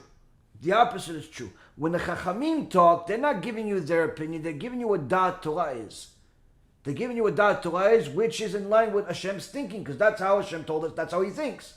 So I'll give you an example, and then I promise you we'll finish this part. I heard this story from Rav Biderman in Shiur. He says recently there was a group of people, they wanted to make a young orphan happy, give him a bar mitzvah. Misken, the kid doesn't have parents, doesn't have any money. Shem yishmor v'yatzil. So he said, let's have a bar mitzvah for him, a party for him. And they asked the kid, listen, what do you want? What do you want for the bar mitzvah? And the kid gives them a request, nice and good. What do you say? I want this singer to be in my bar mitzvah. Now, the kid's frowned, the people are frowned. So he's not asking them for some garbage. He's asking for a tzaddik singer, but it happens to be that the singer that he's asking for is the most popular religious Jewish singer that is in the world today. So, meaning expensive. But they asked him what you want. They didn't know he's going to ask for this. But now they have to deliver. So, somebody gets the phone number. Okay, let me call the singer. He calls the singer, the performer. He said, listen, we have a bar mitzvah for a kid.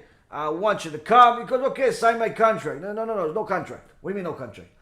You got to come for free. What's free? I got to make a living. In Parnasa, I'm already suffering already because of this coronavirus. There's less shows, there's less everything. What do you got to make Parnasa. He's like, listen, be a man. She's an orphan. She's an orphan, misken chazit case. You got to help out. So the guy says, oh, okay. You know what? Fine, okay, yalla. No, mitzvah. Comes, performs for the kid in a bar mitzvah. They have a simcha ishtabach shimo. That's it, does it for free. A day after the party, somebody calls the performer again, the singer again. He says, listen, sorry to tell you, we have bad news. Well, what bad news? We just found out the kid you performed for, yeah, he's such a good kid. No, he's definitely a good kid. And the problem is that we didn't know he had coronavirus. HaShem yishmor v'yatzil. No, that's all I needed in my life. That's what he's thinking right now. Why? Anybody would think like that. Not only did I do a mitzvah, give this kid a free show, but I'm going to get punished for him and get coronavirus? No. Oh, what's going on? What did HaKadosh Baruch Hu say? I don't think like you. I don't think like you. My thoughts are not like your thoughts. What did Rabbi Yaron say? Rabbi Yaron says, your logic, at its best, is pure stupidity. Next to HaKadosh Baruch Hu's logic. And let's see HaKadosh Baruch Hu, how he plays out this story. This true story. The singer verified the whole thing. He says this, I don't understand what's going to happen, but everything's from HaShem. Next thing you know, he's not working for weeks. No parnasa. Nothing. After a month, he gets a call. Yeah, hello. Yeah, hi, we're calling from such and such organization. We want to do a whole tour of shows for our non-profit organization, and we want you to be in every one of the shows. Ishtabach shimo. Okay, fine. Okay, Baruch Hashem. Well, listen, is this price good enough for you? They give him a price that's even better than what he took, meaning he's making even more money. He's like, okay, Baruch Hashem, Hashem is rewarding me for doing the mitzvah. Doing the mitzvah, that I did a free show. I did a free show, so Hashem's giving me a reward, giving me 10 times what I gave up, right? That's not it. Why? My thoughts are not your thoughts, HaKadosh Baruch Hu says. HaKadosh Baruch Hu pays everything to the last penny. But then the organization he says to the organization, listen, how did you find out about me? He goes, well, actually, one of the main guys in our organization, he went to a party for an orphan kid, and he said you were performing, and then he heard that you performed for free. And after that, he said, listen, since we are an organization representing orphanage and, kids that are orphans and so on, he said, if this guy likes orphans that much, he has such mercy for orphans, we have to have him as the main guy for our tour, for our whole show, for our organization, multi-million-dollar organization. We have to have him. Such a guy, like such a tzaddik, we have to have him. So the guy says, wow, ishtabach shimo la'ad. You see that? You do a mitzvah for HaKadosh Baruch Hu said, and HaKadosh Baruch Hu said, Mi ekdimani v'ashalem. Who did me a favor first, not pay him cash? But remember, it's not HaKadosh Baruch Hu thinks yet. Why? You're finished. He's not finished. Then they tell him the seal of approval from HaKadosh Baruch Hu. He said, listen, there's only one condition. What's the condition? The only condition is to the contract. We'll give you the money. We'll have the tour. You have all this. There's one condition. What's the condition? We're only able to work with you if you already had coronavirus. Because we know if you already had coronavirus, statistically speaking, you're less likely to catch it, infect others, and so on. That's how HaKadosh Baruch Hu thinks. That's how HaKadosh Baruch Hu thinks, and even these few little diamonds that we just found from the story, I bet you anything, it's not even the beginning of the whole story. There's a lot more to it. But here we see, Rabotai, is that the main lesson that you're supposed to learn from Megillat Esther is not just what happened to us, but why it happened. And not just why it happened and what happened, but also the lessons we can learn from all of it to apply to our life, and how the whole story is being told. Where you cannot judge a book by its cover, you cannot judge your life basically on how it looks. You cannot look at things that way. Why? HaKadosh Baruch Hu doesn't think like us. When we do what HaKadosh Baruch Hu says we're supposed to do, He will do everything possible, which is beyond our imagination, to make sure that we're rewarded until the last penny. If He has to reincarnate some wicked person that hurt us into a cow, He will do it. If He has to make us kings, He will do it. If He has to do all types of things, He will do it. But remember, the reward doesn't look like what you think it would look like. Many people pray for the lotto. Don't pray for the lotto. You're limiting Hashem. You're limiting Hashem. Pray for salvation. Pray for HaKadosh Baruch Hu to elevate you, to help you overcome your tendencies, desires, and addictions to your own foolishness. Say to HaKadosh Baruch Hu, you know better than me what's best for me. Please help me see clearly. Help me see clearly that your hand is the one that's walking me everywhere. With that being said, Rabotai Kareem, let's take some questions. Hopefully it was enjoyable and informative enough for you that it was worth the extra half hour or so that we went. Thanks. Let's see.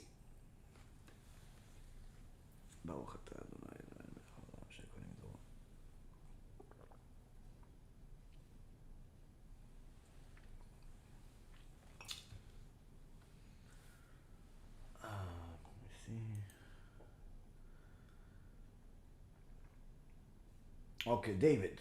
If a woman is 8 months pregnant as a goy and she converted 2 weeks before delivery, what is the status of this baby? Is this baby born convert or what's the halachic status? If the woman converts before the baby is born Jewish. Baby is Jewish. 100% Jewish, natural born Jew.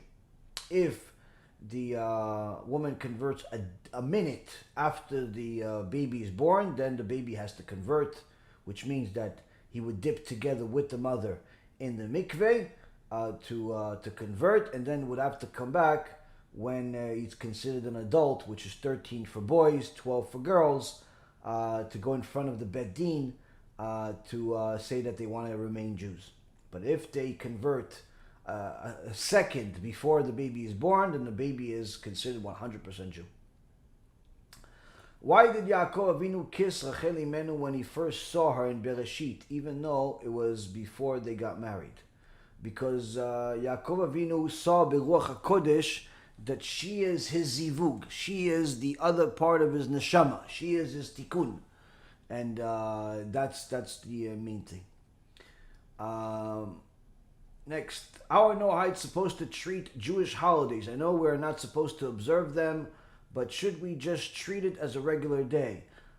Depends which holiday. If it's Rosh Hashanah is Judgment Day for the entire world. So even non-Jews need to pray to Hashem for salvation and also forgiveness and to do tshuva and so on. Yom Kippur, on the other hand, which is a day of atonement, is only for the Jews. Other Jewish holidays, again, they're not holidays for the world. They're holidays for the Jews mostly. But there are some holidays that have a lot to do with the non-Jews, with the Noahites. For example, Sukkot. Sukkot is a time where the Jewish people will bring sacrifices to the Bet HaMikdash for the sake of the safety of the 70 nations. So this is a time where the non-Jews should pray extra and do whatever they can. They don't obviously fulfill the mitzvot of the Jewish people, but they don't necessarily need to treat it like another day. It is a little bit more than another day. So each holiday has certain connections to the Jewish people, of course, and sometimes have connection to the Noahites. You just have to find out a little bit more about it. Again, the Noahites do not have any special mitzvot they need to do on any of the Jewish holidays, but they can use that day to pray, use that day to enjoy themselves, use that day to rest. They can use that day for anything that they want, but again, it's they could also use that day to just simply go to work. Question is, if Shimon donates 20% maaser and makes one Baal Tshuva, but Reuven pays 10% maaser and makes 10 Baal Tshuva, who is more meritorious? That's a very good question. So if Shimon donates 20% maaser and he gets one Baal Tshuva, and Reuven pays 10% maaser and he gets 10 Baal Tshuva, who's more meritorious? Reuven. Reuven is more meritorious than Shimon because he got more Baal Tshuva. So you're asking the question, how come Shimon, who donated more money, let's say assuming they both make the same amount of money, he donated, let's say, $2,000, and Reuven donated $1,000, but yet Reuven gets more results. Why is it that way? So you have to understand that in order to succeed with mitzvot, the Gemara says, "Megalgelin zchut al yedei zakai vechova al yedei chayav." That the heavenly court, before it allows anyone to get a merit of helping another person do tshuva, they look at his actions. They review his actions, and they see if he deserves that merit. If he deserves that merit, and that's also what the Mishnah in Avot says: "Schar mitzvah mitzvah, schar avera avera." That the reward of a mitzvah is a mitzvah. The punishment for a sin is another sin. Meaning that the heavenly body sees, the court sees, what kind of actions did this person do, aside from donating $2,000 or $1,000. And they see, look, this guy donated $2,000, but he also wastes seed. This guy donates $1,000, but he doesn't waste seed. So, where does the merit go to? It goes to the guy who donates $1,000. Why? Because he deserves more. Even though he donated less money, his actions deserve more than the other guy. So the point being is that it's not just about the quantity, but rather the actual results of the mitzvah. The result of the mitzvah, and that's also one of the things that each and every single one of us needs to pray for. You need to actually pray for HaKadosh Baruch Hu to give you a opportunity to do mitzvot. Why?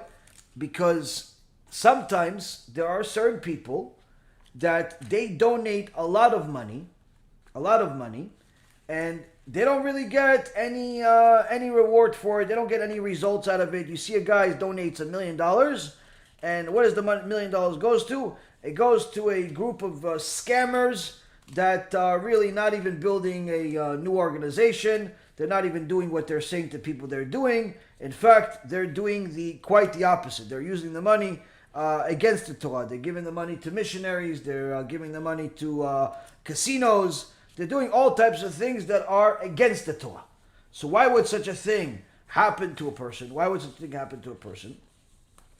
So this too is in the Gemara. Where it talks about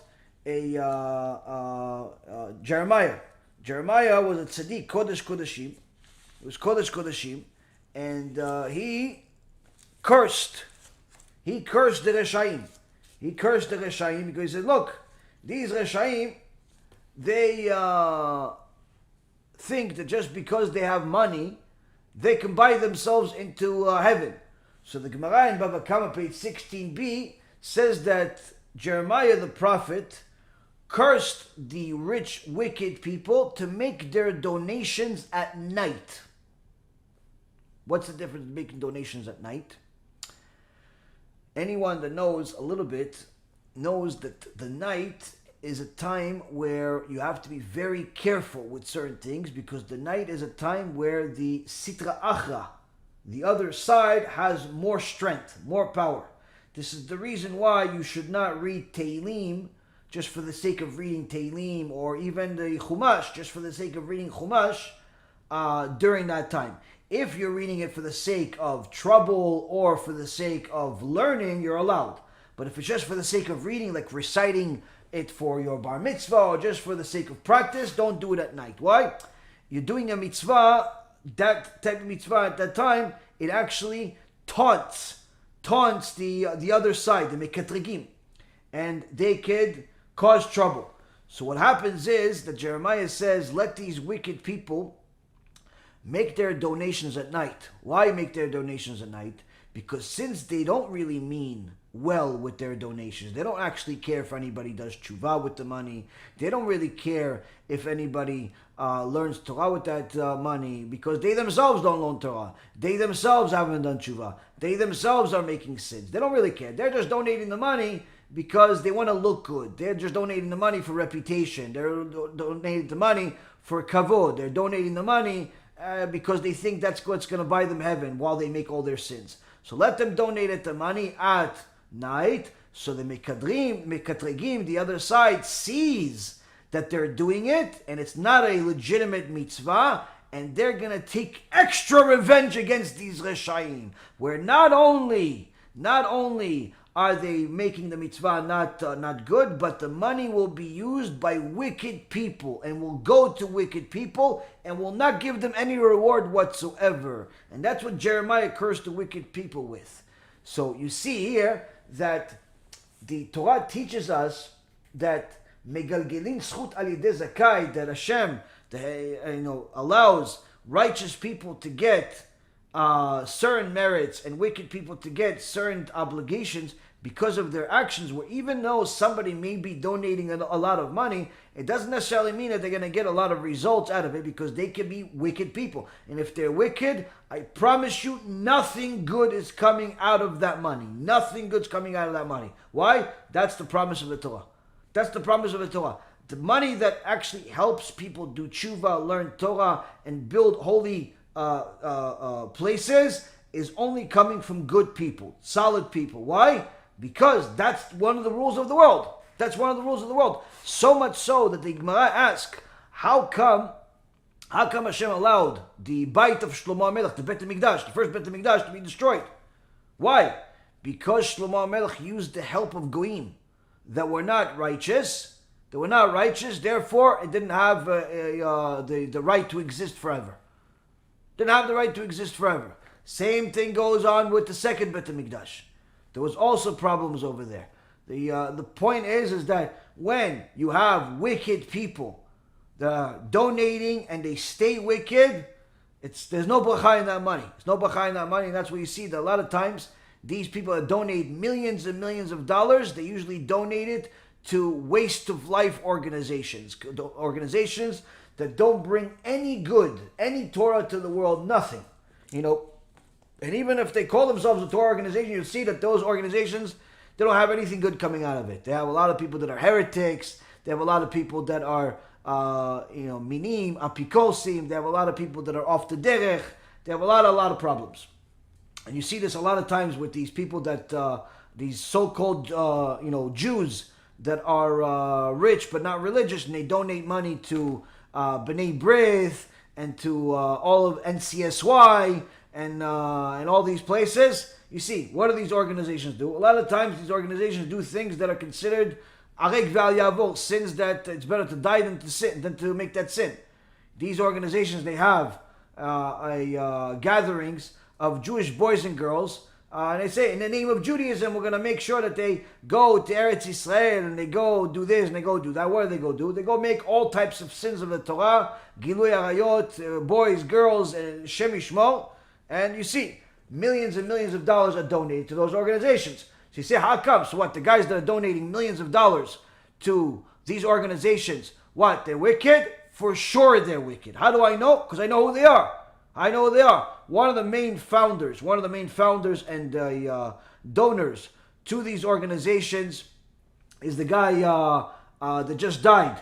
The guy that just died that owns casinos owned casinos in Las Vegas. The other guy is a former hedge fund manager. He has a book called No Bull. Michael Steinhardt is his name. Michael Steinhardt. This guy's an atheist. He doesn't even believe in God. And he is one of the biggest donors for those organizations. Jewish organizations. He's an atheist. The other guy's a Angel of Shabbat. And they donate millions of dollars. Billions of dollars they donate over the years to all types of organizations. And it's all babkis. Why? Because Jeremiah says, if you're wicked, Be'ezrat Hashem, you will donate at night, where not only your donation will not get the merit, but it'll actually cause you harm because it'll taunt the other side and it'll bring you trouble. And you see that's what ends up happening. Now, if somebody that is not Shomer Shabbat donates to you during the week of money that he made during the week, not money that he made on Shabbat, do you reject it? Some tzaddikim would reject it, but many said not to reject it. Why? Because maybe now he actually is doing tshuva, so give him the merit. Maybe this will give him the merit to do tshuva. But the point being is, if he stays wicked, and that's as a result of your teachings, then of course, you're wicked yourself, so you're not going to care. But the point being is that you have to know, it's not necessarily the money that counts, it's also who's donating and how much effort is going behind it. You have to have merits to help publicize Torah. And one last thing I can tell you is that somebody came to the Chafetz Chaim and said to him, Kvod Harav, I'm trying to build a yeshiva, do all types of good things, and I'm going from place to place, and I'm collecting literally dollars at a time. Whereas this Christian missionary is opening a university. On the first day, he got not only everything he asked for, times 10. The guy was looking for 10 million, got $100 million. One day. How come? So the Chafetz Chaim says to him, he said, you see, you heard in the Torah, it says that there is the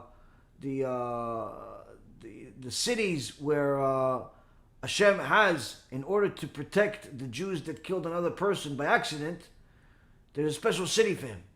And so he could escape the family that wants to take revenge because he didn't do it on purpose. He can escape over there, right? And Torah says specifically there's a law that you have those cities in the mountains and you have a lot of signs to those cities. Why? So when a person is going to that city, he's running away.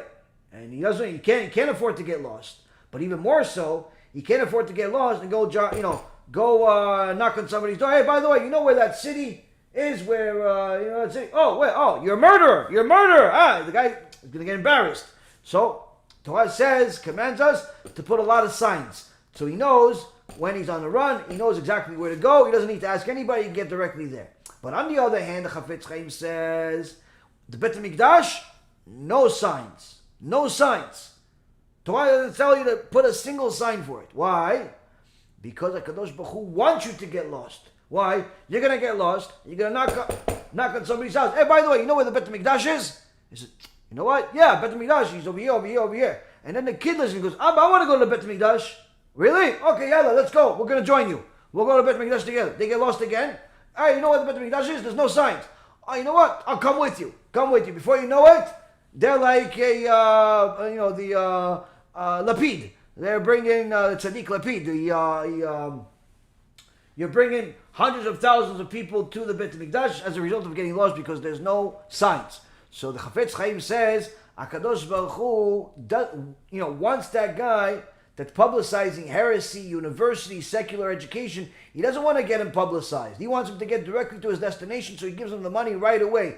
You, on the other hand, he wants you to get lost. Why? When you get lost, you go from city to city to city to city, collecting $1 at a time. What does that mean? Hashem's name is spreading in more places. More people have a merit to be part of the Torah. Hashem wants that. Hashem wants you to collect the money from more and more people, so more and more people are partners in the sanctifying of HaKadosh Baruch Hu's name and raising and praising the Torah itself. Just like the Bet HaMikdash did not have signs, because Hashem wanted us to get lost in order to meet more Jews to get them involved. Hashem wants you, when you're doing real authentic Torah, to struggle to raise money, because He wants you to raise it for more people. And you see, and I've seen it from my own experience, that when you're raising money for non-kosher organizations, you'll see 2 seconds, they raise every dollar they want, plus 20%. 2 seconds. Kosher organizations, especially the more kosher, the more difficult. Oh, we're raising $1 million. 4 months later, $5,000. What happened? Was not kosher? No, sometimes the Kadosh Baruch Hu wants you to work harder for it. That's just the reality. It doesn't necessarily mean that every organization that raises a lot of money is not kosher. But what I'm trying to tell you is that sometimes you'll see that the non-kosher organizations are raising money like it's on its expiration date or something. People are just throwing money at them. Whereas the kosher organizations that are doing the will of HaShem and doing things that are above and beyond what everybody else is doing, struggling to raise every penny. That's just the reality. That's the reality. I can tell you just something that happened recently. There is and again, I'm not even calling the other organization not kosher. It's just a reality. In the English-speaking world, no one can debate this, Baruch Hashem. No one has taught more about Tikkun HaBRIT than we have in our organization. Between myself and Rabbi Ephraim, we have something like probably 150, 200 shiurim about Tikkun HaBRIT between Hebrew and English. English is over 100, Hebrew probably around 50, maybe more. So a lot of Tikkun HaBRIT teachings and so on and so forth. So, Baruch Hashem, people donate to the Tikkun HaBRIT movie, Tikkun HaBRIT campaigns that we have, and so on and so forth. But we're not getting millions off of it. Whatever, people donate $10,000 here, $5,000 here, $5 here, $2 here. People are donating because they want to do it. But then you see sometimes somebody comes up, oh yeah, we have a bunch of people praying in a synagogue. They're not going to teach you a single thing, but they're praying in a synagogue for the sake of Tikkun HaBRIT. In literally a week, $150,000. Oh, why? Where'd you? How? Who? What's going on? That's just the way it is. That's just the way it is. Kadosh Baruch Hu wants you to collect it from people that have merits, not from just all right away. It's just the way it works. It's a difficult battle to deal with it psychologically, but when you realize that Hashem doesn't think like you, then you realize that who are you to ask Hashem how he's running his business. Next question. How should a husband act towards his wife when rebuking her for sins that are not correct? And does he have to take her feelings into account if she is very emotional?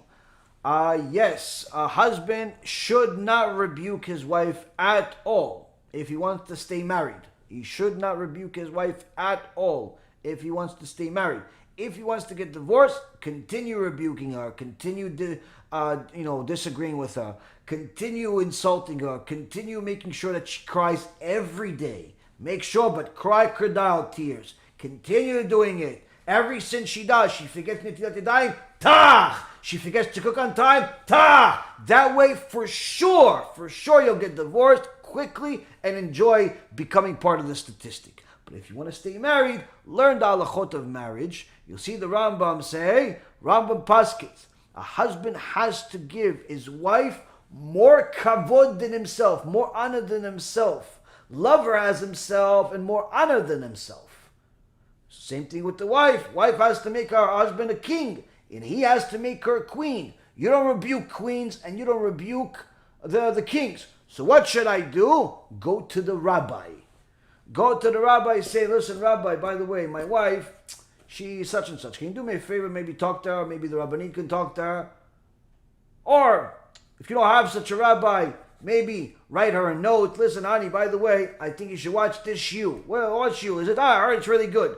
And the shiur happens to be about something that she's doing, but you're not telling her directly. You have to be very careful rebuking your wife. Horrible idea. Horrible idea. The only type of rebuke you would give is an indirect rebuke by simply suggesting that she watch shiurim about a topic that you have not even told her you have a problem with her. But you tell her, listen, it's a good shiur. You already saw the shiur, it's about modesty, and you know she's not modest. You know this, she's about lashon hara, and you're not telling her any of these things. Why? You want to stay married. Husbands that rebuke their wives are terrible people. And really, they end up becoming miserable because the wives end up hating them. And it's the same thing goes where if the wife starts rebuking the husband every 2 seconds, that's never fun. It's never fun, and the husband will end up cheating on her and hating her, and vice versa, the same thing. So you have to know, if you want your wife to do tshuva, it cannot come from you. It has to come from a rabbi. If you say, no, but she doesn't like any rabbi, then find a rabbi that she likes. Yeah, but she doesn't like anybody, then why did you marry her? Why did you marry her if she doesn't like, was she like the church? What does she like? No, she just does the mitzvah because she grew up that way. That doesn't mean, then, no way. She has to like somebody. She has to like somebody. Somebody connects with her. Have that person be the one that tells her what you want to tell her. Because if it comes from somebody else, she's more likely to change and she won't get offended. But if it comes from the husband or vice versa, if it comes from the wife to the husband, many, many times it'll create a lot of problems and it'll create tension and it'll create animosity and eventually it'll create a, distrust, cheating and, even divorce. So, you want to help your spouse do tshuva, you have to bring them the teachings from somebody else, now, if you're going to say, wait, hold on a second, but weren't you the one that told your wife about Christianity being fake and so on and so forth? Yes, I wasn't rebuking her. I was giving her information I was getting from my rabbi and other rabbis. That's what I was giving. I wasn't telling, oh, you are idol worshiper, I hate you, none of that stuff. I treated it with care and made sure I had the information I would present to her to review on her own.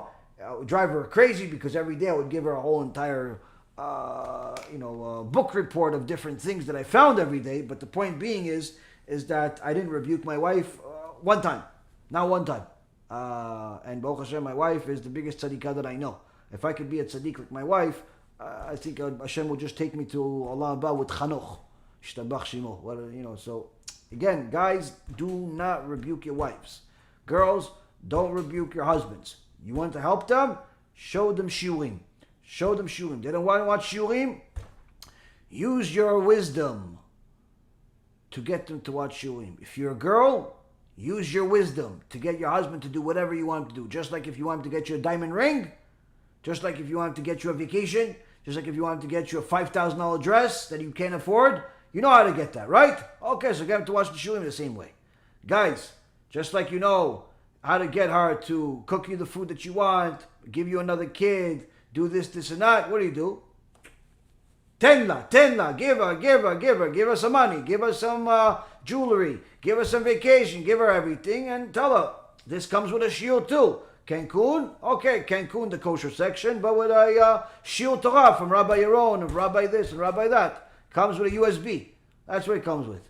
The diamond ring, diamond ring is diamond ring. It's connected to a code. What is the code? The entire Musar B'Kei Avot series.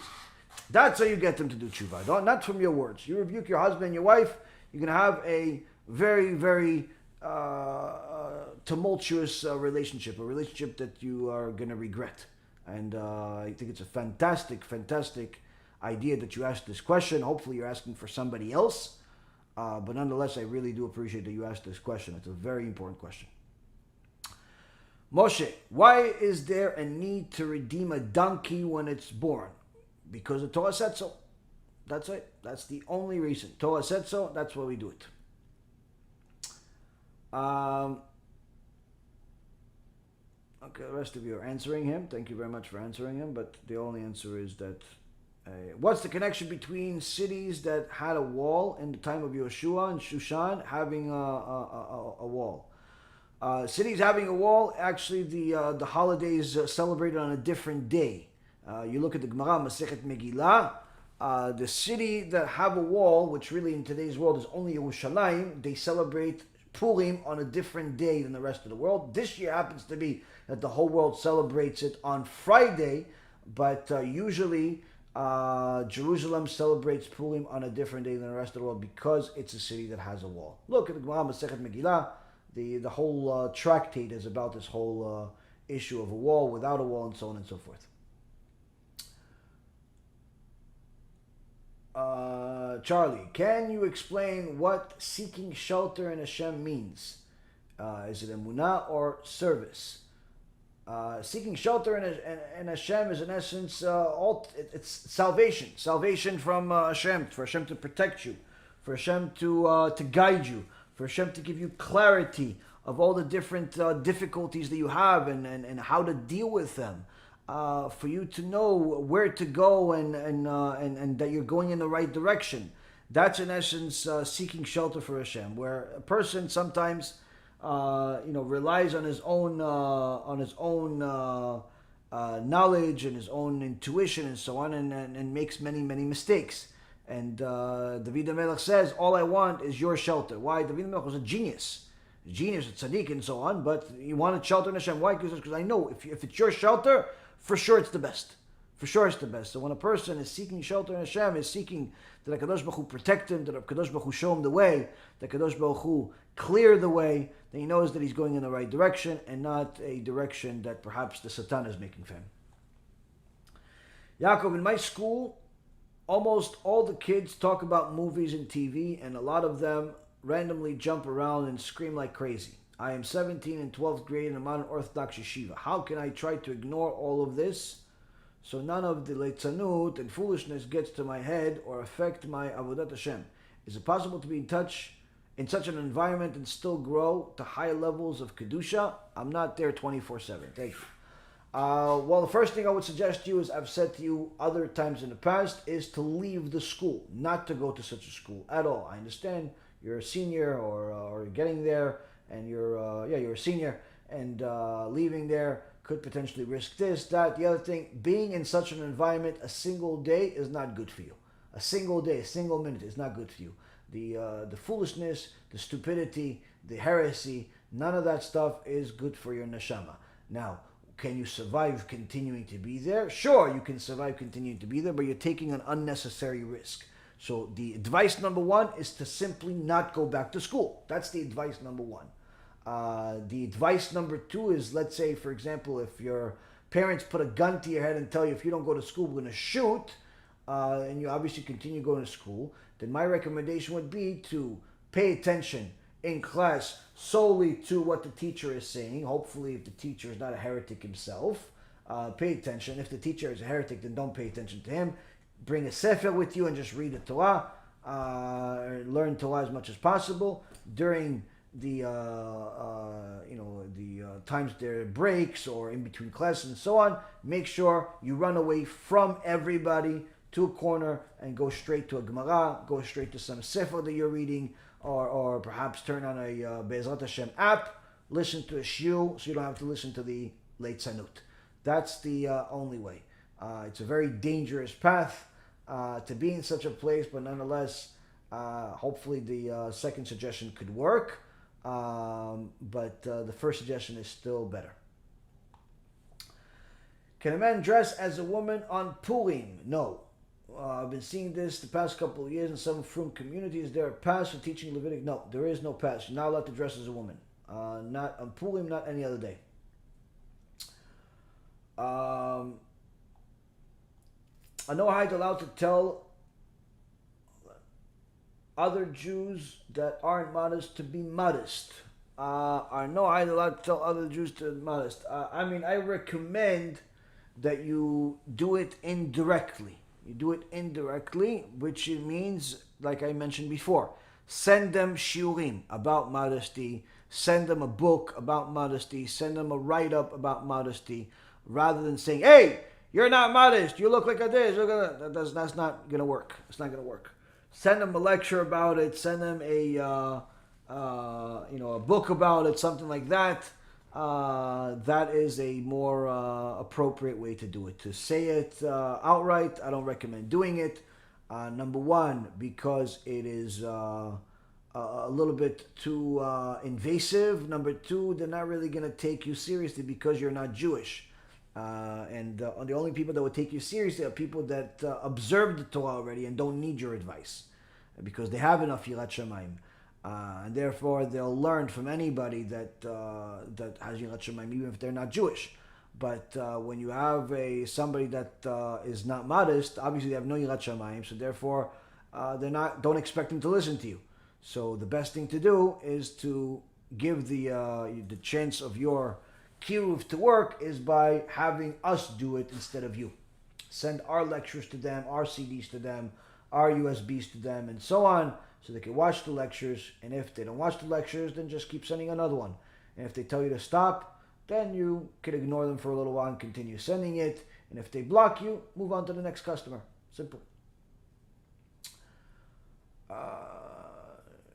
Thank you for loving my shiurim. Ashrecha, thank you for learning with me.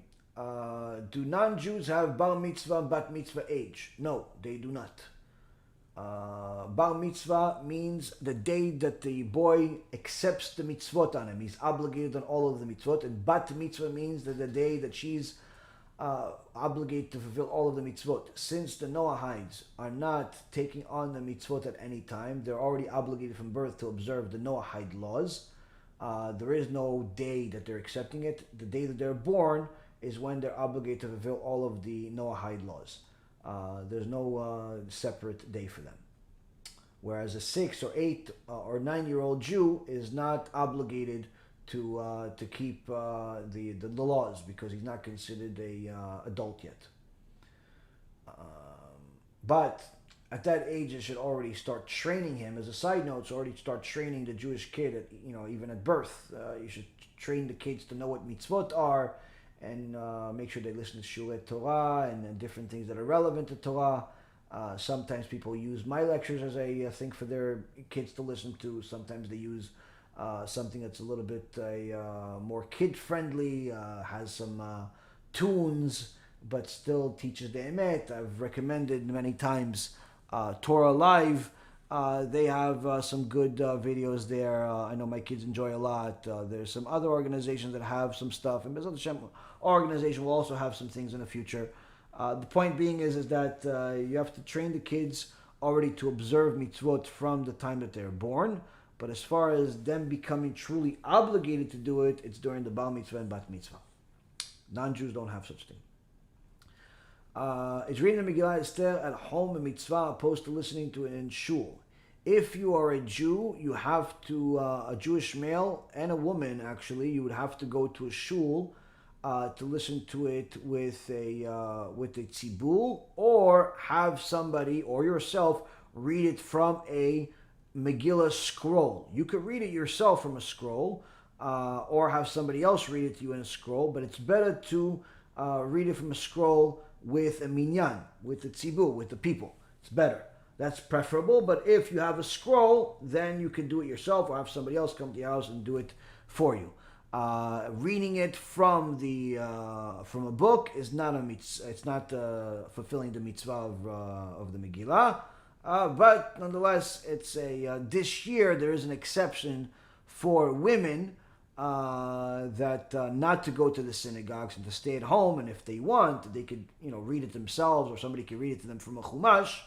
But that's only not because it's now a mitzvah to learn from a chumash from them, but rather because they're relying on the poskim that say that women were never obligated to hear the Megillah in the first place. So they rely on those poskim this year.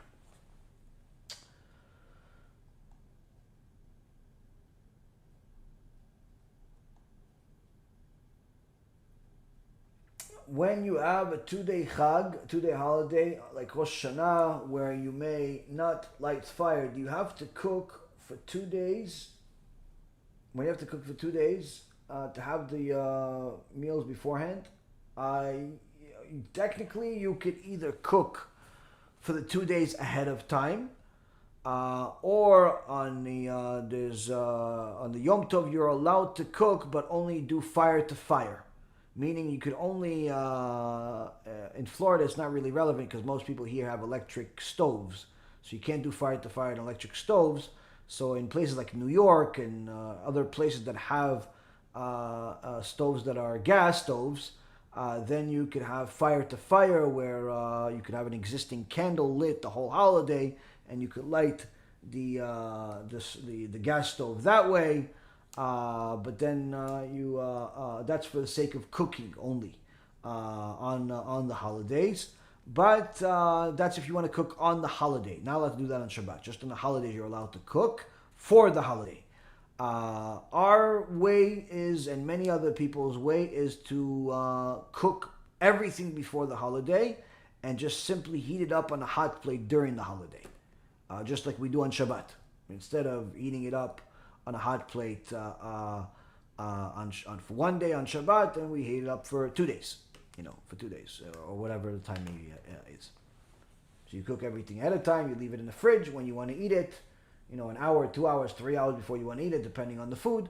You put it on a hot plate that's already on from the before the holiday. It stays on the whole time, and you just put it on top of it, and it heats up. Takes a little time, and you got yourself a hot meal. Rashi says on Esther 1:1 that when it says Achashverosh, it means he was a Rasha in the beginning and a Rasha at the end. How can this be if he became a Talmid Chacham called Yochanan ben Torta? Like I said, he was a Rasha in the beginning. He was anti-Semite. Later on, he was more righteous because he had Esther as his wife. Where he knew she was a Jew, he protected the Jewish people, he killed Haman. Mordechai was his main person. Mordechai lived for 400 years, or 305 years after the whole Haman situation.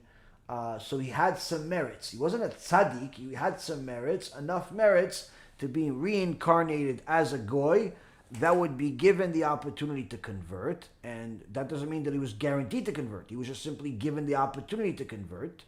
And he took the opportunity, converted.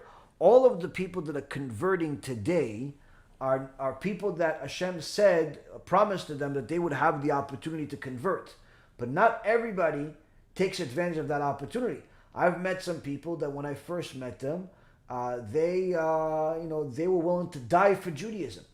But at some point down the line, that feeling changed, and they completely not only abandoned it, they became, in some cases, anti-Semitic. It's somebody can be given the opportunity to convert from Shemaim, where they have an unusual desire to convert, unusual desire to learn Torah, unusual desire to do mitzvot.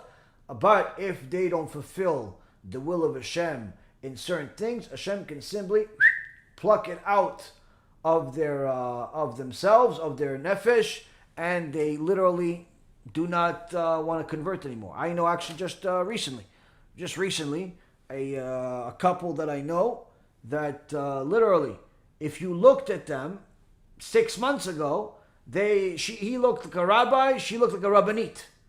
Now, in their old selves, they'll both look like gangsters on at least 2 or 3 gangs. But they changed, groom themselves different, cover the hair, the beard, the this, the that. They start looking like rabbi and rabbanit, but they weren't even Jewish. But they were looking to convert, and everything is good. I love Torah, I love this, I love that. But then I realized that they're not really doing what the rabbi is saying. They're doing whatever they like. So a few times I said something to try to get them on the right path. It didn't go so well each time. There was a different problem. Drama cases, drama, this, that. It got really, really annoying, to be honest with you. But because I'm trying to help the person, I don't get anything out of it. But it's people think that I'm out to attack them or something.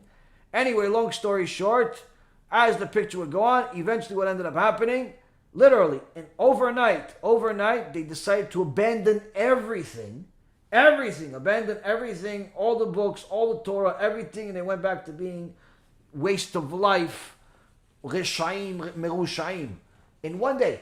And I'm talking about these people were glued to the Torah and rabbis and the videos and everything for probably 4 or 5 years. In one day, went back to being closer to Amalek than to being a Jew. One day. Why?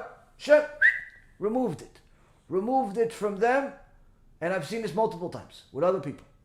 I told you guys a story maybe a year ago about one guy, nice guy, who had an unusual desire to convert. Really, really nice guy. Even set up a few shurim for me. But what was his tikkun? His tikkun was money. He was very, very glued to money. Eventually, Kadosh Baruch Hu gave him enough chances. After 4 years of giving him chances, he failed all of the opportunities. And for $200, Hashem, he didn't want to invest $200 into moving into a Jewish community. Not that he didn't have it. He didn't want to do it. So simply, he wanted to wait for another deal. Hashem eventually took his desire to convert altogether, and he went back to being a non-Jew, and simply, unfortunately, probably going to stay that way. So it's a sad, sad reality, but it's just, it happens.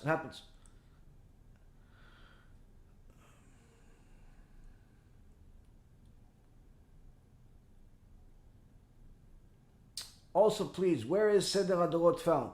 It's a book. It's a book. It's a sefer. I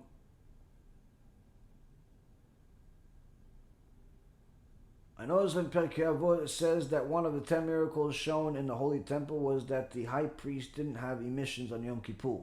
If this was a miracle, wouldn't that indicate that even if we guard our eyes, we are still likely to have emissions? Thank you, I'm sorry for asking something. No, it's a good question. If a person guards his eyes and he is married and he fulfills the Torah and he prays for HaKadosh Baruch Hu to help him, then HaKadosh Baruch Hu can protect him to the point where he won't have emissions.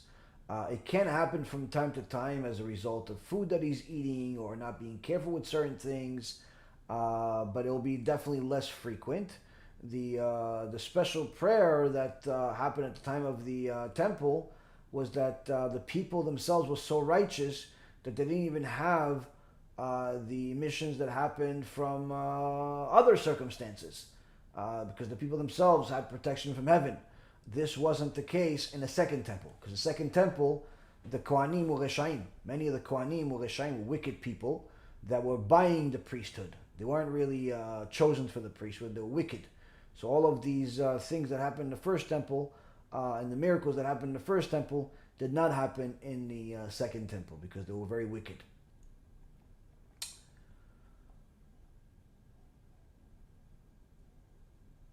Oh, I'm here giving tzedakah, I'm a goy at night. No, you're not understand. Maybe I didn't explain myself right.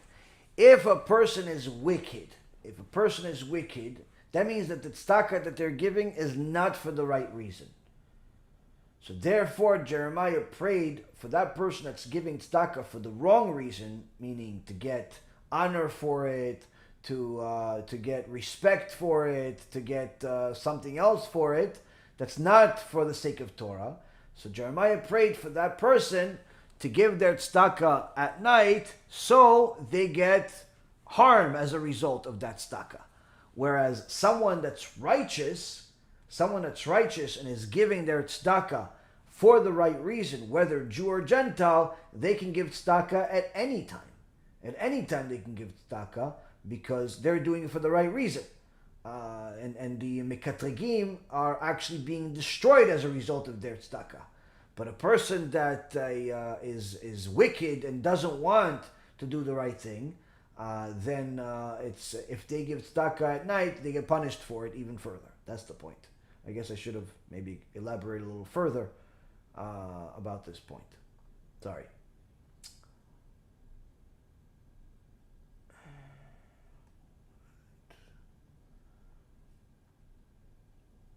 Same thing as life going through. Hold the question. Okay. Bernie, is it true that LaEvyonim will become Kohanim and there won't be any LaEvyonim anymore? No. Not that I know of. Hello, my name is Susan. I'm in need of your immediate attention and assistance. Please respond to the message immediately. Susan, this is not the place. Sorry. Does Noahide have an obligation to rebuke? It is a moral responsibility. It's a moral responsibility to help your fellows. And again, you can rebuke and directly or indirectly. You can rebuke by telling somebody outright that they're doing something wrong.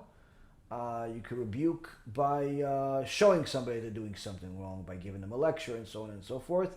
But I would say that this is definitely something that the Noahides need to do and may even be obligated to do as a result of the Noahide commandment to have a court system.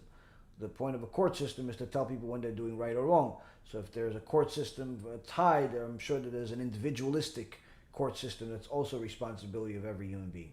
If you see somebody that's constantly hurting the public, stealing, lying, cursing, and so on and so forth, it would behooves you to tell that person something, to at least either warn other people or warn them if they continue this behavior. Why is it that Ruth converted before marrying Boaz if she was already married to Naomi's son, a Jewish man? Do I have the story wrong? No, you do not have the story wrong. The Chachamim say that the reason why Naomi's sons died is because they married two goyot. They married two non-Jewish girls. And that's why Hashem killed them. But one of those non-Jewish girls, Ruth, was really a righteous non-Jew, and she wanted to convert, but the husband didn't care. He just wanted to be with her anyway. He was like one of these secular people that doesn't care if the girl converts or not. Even if the girl wants to convert, such a girl needs to leave such a person. But the point is that Ruth survived her first husband because he was wicked and she was righteous, and Hashem gave her the opportunity to convert, and she converted and became the most important woman convert that ever lived. She was the mother of the Mashiach, grandmother of Mashiach.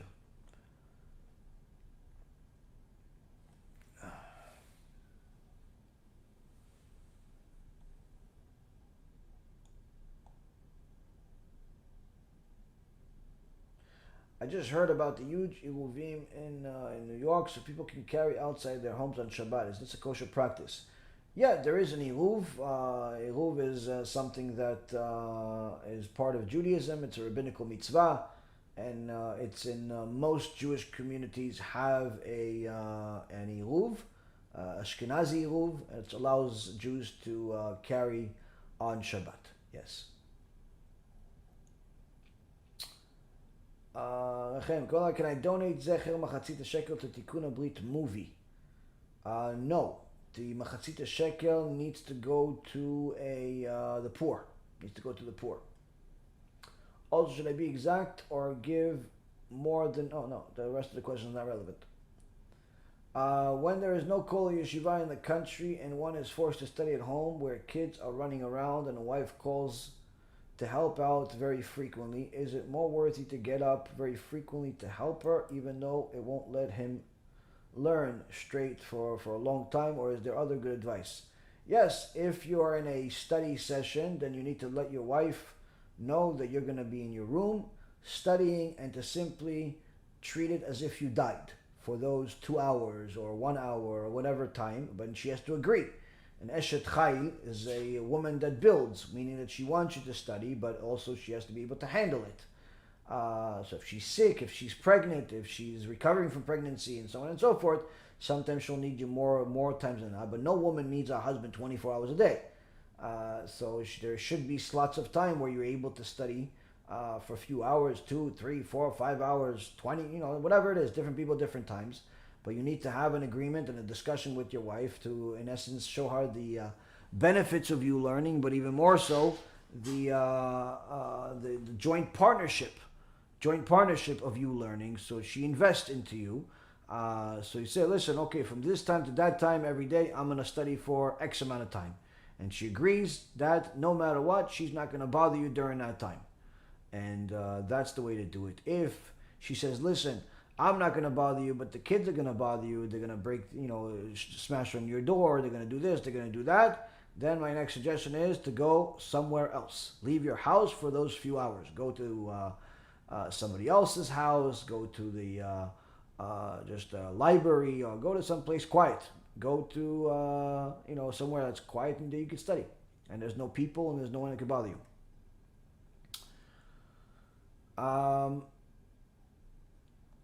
Last question, and we're done for the night and the week.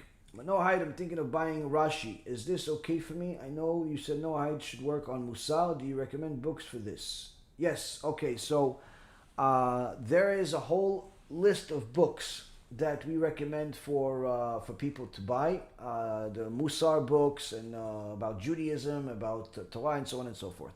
Now, Noahides need to learn both the Tanakh and Musar. Those are the two primary issues that the Noahides need to learn. Jews need to learn those two, plus other things, like the laws, which is halacha, and so on.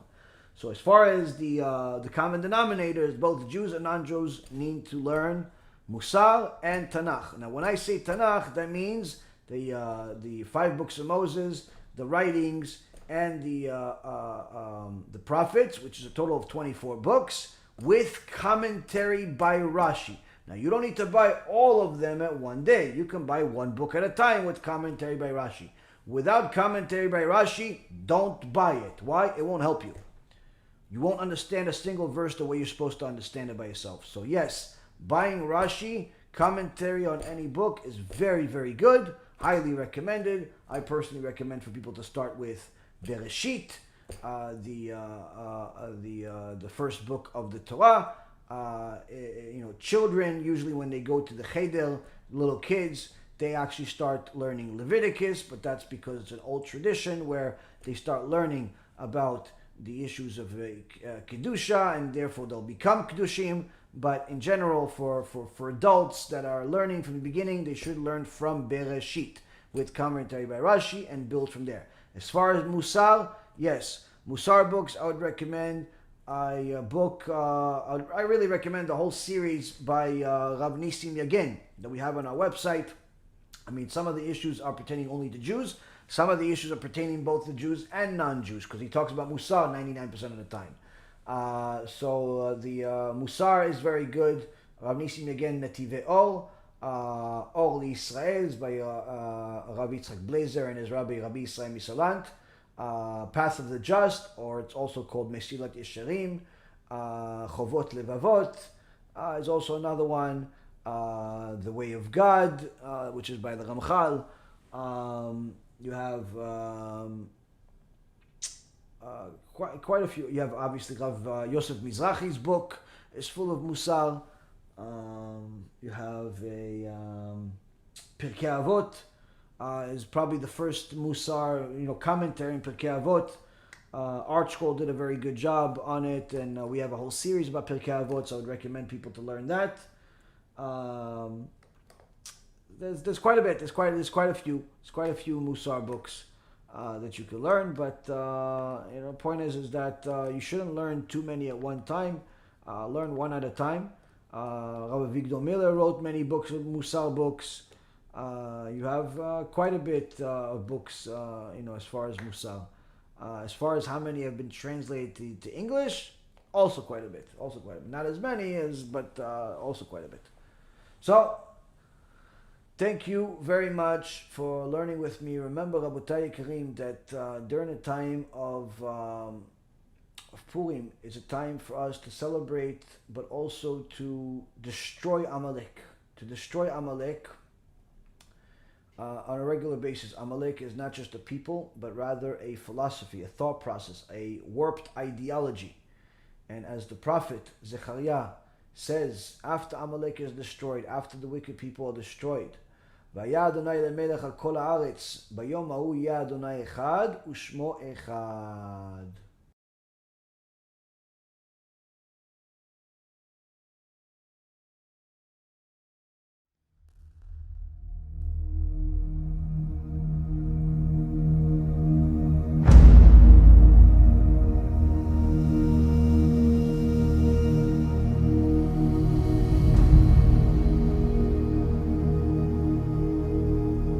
Seven years of lectures.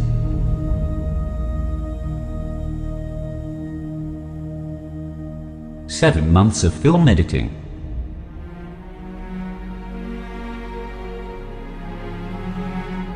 Countless hours of study by two rabbis.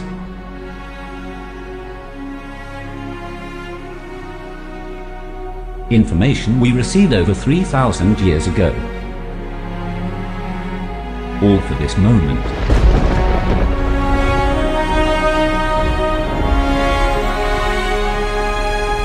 Tikkun HaBRIT.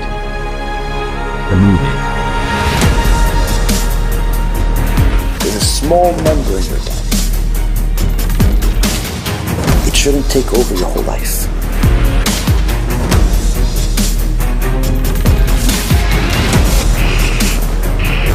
If you satiate it,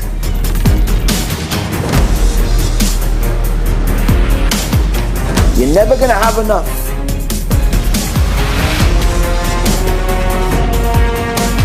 The Sofer clan, when it gets a hold of something, it does not let go. Time for us to rectify what we have done. Normal numbers should be somewhere around 20 million or higher.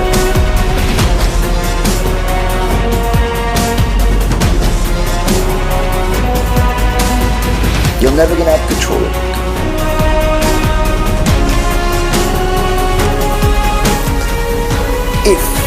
starving.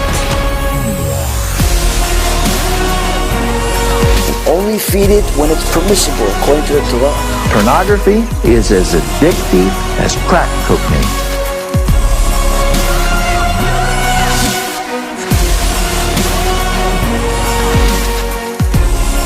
You're always going to be happy, including this world and the next. Baruch Adonai Le'olam. Amen.